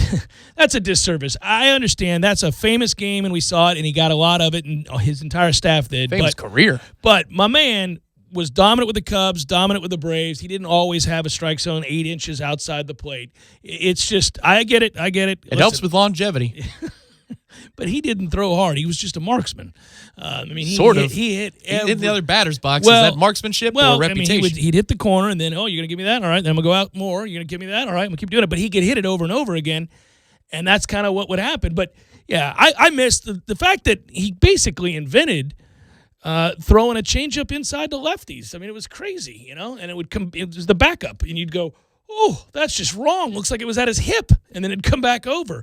But I miss guys like that in the league anymore. They don't really exist. So, yeah, we bring up Pedro at the end of his career. You're right. Strasburg at the end here could end up throwing 90 with that changeup and be evil. He's worth more than $25 million a year on the open market, obviously. What do you think? What do you think he's going to get paid, but Cole's going to get paid more? I think so. Oh, yeah. Oh, yeah. Yeah, that's accurate. Yeah, he's more dominant. That's insane. But still, okay, if it's your organization and you're courting either one, you've got history with Cole, so I don't know that you can answer on that one. But would you do it? Would you pay $30 million, $33, $35 million a year for either of those arms? If I'm the Dodgers, I damn sure will do it. I mean, good God, one of these days they got to win the World Series. This is ridiculous, and they have more money than they know what to do with, and he's a California kid. Yeah. Yeah, I absolutely would do it. They're going to do it. They will. Or him or the Angels. My team won't, but no. I wish they would for Strasburg, I think. I just worry about Strasburg's injury history. He's got a lot of problems. I think given his stuff, though, he's proving that he can outlast when his arm continues to die down. Where with Cole, I don't know. When he loses that fastball, what happens to him? It is evil, though. My God. He sure currently. No. It'll be evil probably for another 4 years, but you never know because Kershaw at one time threw really, really hard. He doesn't at all anymore. It's funny. Guys get old in a hurry. You go from 99 to 95, you're not exceptional. But if Strasburg, if the Pirates were, said to be interested, would you want him? If they were said to be interested in a reunion with Cole, would you be interested in that? Between $30 and $35 million a year for either one of those guys. It's so foreign, the concept of the Pirates spending money on pitchers. They've let every good pitcher they have walk, as evidenced by many of whom started in the postseason this year. But I don't. Here's my fear. I would be afraid to pull the trigger unless I worked for an organization like the Boston Red Sox, the New York Mets, New York Yankees, Los Angeles Dodgers, where money is no object. Because here's the deal with pitchers.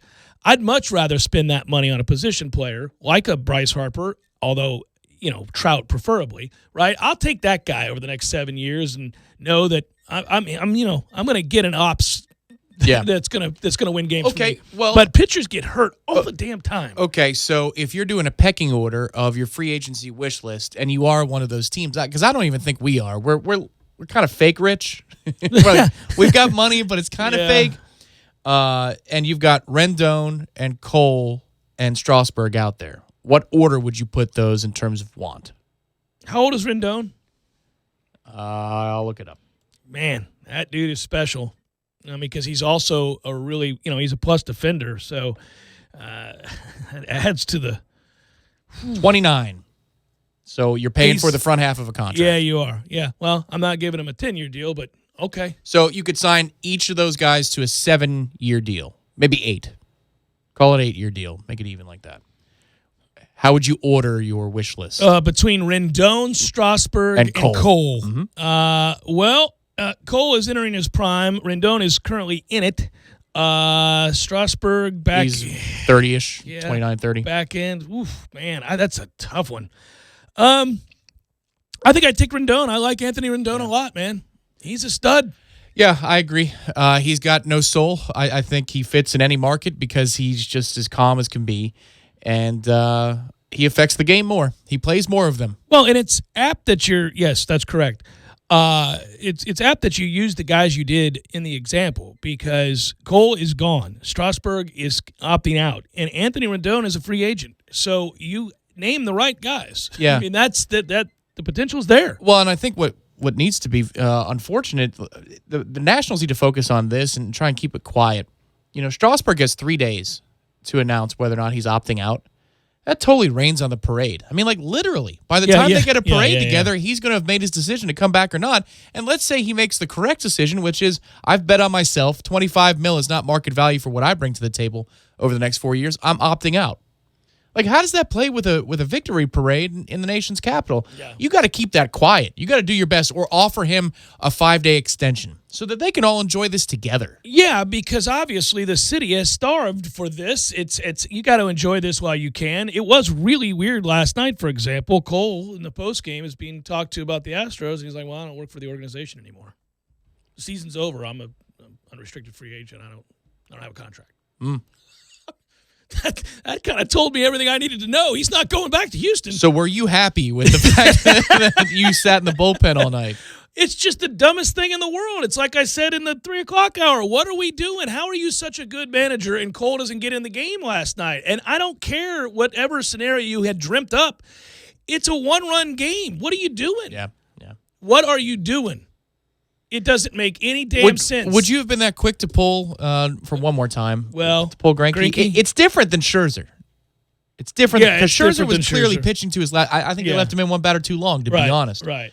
But he was clearly going all out to get that final out. He was only at 80 fifth. pitches, yeah. I mean, Greinke. For Greinke, yeah. He was only at 80 pitches. He was in such command, too, of all of his emotions. Yeah, which you always have to watch with him. That was, yes, you do. That was really impressive. I actually think in a weird way, and we'll forget about it years from now because they didn't win, that was a pretty heroic performance by him. That's his worst nightmare, that situation. You know, to pitch in a game of that magnitude with all the attention, he is, I mean, for those that don't know, he does have anxiety disorder, and he struggles with it. And I kind of feel for him. I've read extensively about that with him. It's a bad deal. And so to take the stage there and to pitch the way it's very impressive. No, I think, honestly, the 2 stars in the rotations for this series they're not necessarily Strasburg, and it's not Cole or Verlander. It's certainly not Verlander. Well, obviously, but it's what Scherzer did. I mean, think about the Houdini act for his 2 starts. He's got base runners all over the damn place. I thought they were going to boat race them last night. That thing was, But it's a 500 level course of this is how you battle through and give your team a chance to win. Well, the favorites are out right now, by the way, for next year's World Series title, and the usual suspects are there. It's the Dodgers and the Astros, followed by the Yankees, Braves, Rays, Red Sox. How about the Rays? I don't know. That division, it's so hard. Well, and they just lost their guy. They lost one of their guys in their front office to Boston. Yeah, but think about this. You'll have a healthy Blake Snell. Tyler Glasnow was hurt all year long. I don't know if he can be the guy he sure looked like he was for a month and a half to start the year, but if he's healthy the whole year, he's a Cy Young candidate. You'll also have Charlie Morton. I don't know, man. But they need that lineup. They need to do the same thing, which is find 2 or 3 dudes that can provide them the numbers that you would never guess. You know, that they'd be a top 20 ops guy or somebody who gets on base at a top 10. I mean, they need to find the diamonds in the rough every single year. I agree with you on the rotation, but the margin for error against the Red Sox, who are now adopting the Rays way a little bit, and the Yankees, who are incredibly deep. I mean, they posted 100-plus wins, and obviously they were top 2 in the AL with all the injuries that they suffered. I mean, Jesus. Yeah, so, they also only got 3 starts out of Luis Severino. Well, and the guess is that the Yankees are probably going to pick up one of those 3 guys that we just talked about, or at least be heavily in the mix for one of those 3 guys. Would note that if you bet this back when we started talking about it with the day the trade happened, and I told you guys, never in a million years should you take that over-under 100 home runs for Judge and Stanton, because there is no chance that Stanton's on the field long enough to hit anywhere near the number of home runs he would need to hit to do his part in this thing. That dude played in 18 games this year. 18. There's your $300 million man. 18 games. If he weren't such a giant, like chiseled out of stone, somebody should walk up to him and kick him in the cojones. What are we doing? You're a child. You have to be childlike bones. What is wrong with you? You have to be like a punter, though, to get up there. He's so tall. He's a massive man, and he'd kill you. He'd kill me. But he's the softest giant I've ever seen. Really? Giancarlo. You're calling Giancarlo I'm soft? calling him soft. What? Okay. Can we play a game? Can you ever get on the field and play a game? Can we last 100 games in a season? How about 100? They play 162, Giancarlo. Can you make it 100 games? How about 50? Can you play in 50 games for us this year? You think he's actively choosing not to play because he's afraid to play? No, I don't think he's afraid. I don't think he's scared of the situation. It's just I've never seen such a frail, gigantic human being. He is a Greek god. I've stood right next to him when he was at the Marlins. Stood right next to him in spring training. I was duly impressed. I mean, you're in awe when you stand next to that guy. He is the giant he appears to be on television. Now, I don't know I'd like to stand next to Judge and see what kind of mountainous man he is too, but I don't know how you could be built like that. It's kind of like giant Shrek and giant Greek god, right? Yeah. I just don't know how you could be built like that and then he's 6'7", 250 plus pounds, and there's not an ounce of fat on him, and he can never, ever, ever stay healthy. Thanks for your 3 home runs this year, Giancarlo. He needs a little bit of fat. 3. He needs a little bit of fat. Sometimes people need the pudge. Look at Pete Alonso. I hope that dude never gets probably won't get hurt. Chiseled. No, he shouldn't. He should not fall in love and do the Rory thing and say, all right, how buff can I get? No, man. Rory's gotten small. You saw that he's opted out of the weights. I mean, everybody's figured. We just talked about this yesterday on the show. Talking about it for 10 effing years. Yeah. Well, and now Tiger's gotten skinny. Tiger's like, I gotta. Well, what do you know? His game's under control. It's like Tiger only hit the ball 250 when he was a wiry guy. You know, I mean, God. He told the story the other day, and I know this is the longest last. We've just got all over the map here. This show's been very much that way today. Yes. He told a story. He's doing these videos now. I kind of want to pay for them. They're going to get my money. It's this lesson stuff with Tiger Woods where he literally will sit there and they'll go through the bunker. So when you get to the club and then you sit down. Yeah. He's talking about all this stuff. It's the velvet rope treatment. But he was talking about when he first got on tour that he hit it 295. That was considered really long. And the first man to ever break the 300-yard marker for the season, to average over 300 yards for a season on the PGA Tour was John Daly. And when Tiger got on tour, he thought he was going to be able to surpass Daly. He couldn't, but Daly still led. But he was second on tour at 298 or whatever he hit it. And he goes, of course, it's all relative. 298 now is a lot of these guys hit 3 wood stingers through 298 yards, you know. But the technology in the golf ball now, you know, if they had the 1998 TaylorMade ball and TaylorMade or Callaway Big Bertha, I'm sure it's, 5%, 3%, 5% difference. I know this. Everybody in golf, that is the biggest debate. In all the circles, whenever I'm around Trey and whenever we do that show and we start talking to producers, people, just golf geeks, right? People who are all in on golf. And you talk to Brandel Chambly, Jack, anybody, right? That's where they want to go. They got to get the game under control. There's not enough land to be building these courses. They don't can't do it. They got to get it back to where if you hit it 300 yards, you're a monster. Right. Or you got to narrow the hell out of it that precision becomes rewarded. Right. Yeah. But you can't keep building bigger and bigger golf courses. The demand's not there, first of all. Secondly, you're just taking up too much land to play golf. It's ridiculous. What happened to the farmers in this country? Dial it back. Just dial back. Made them all golf courses for our U.S. Open every year. What have we done?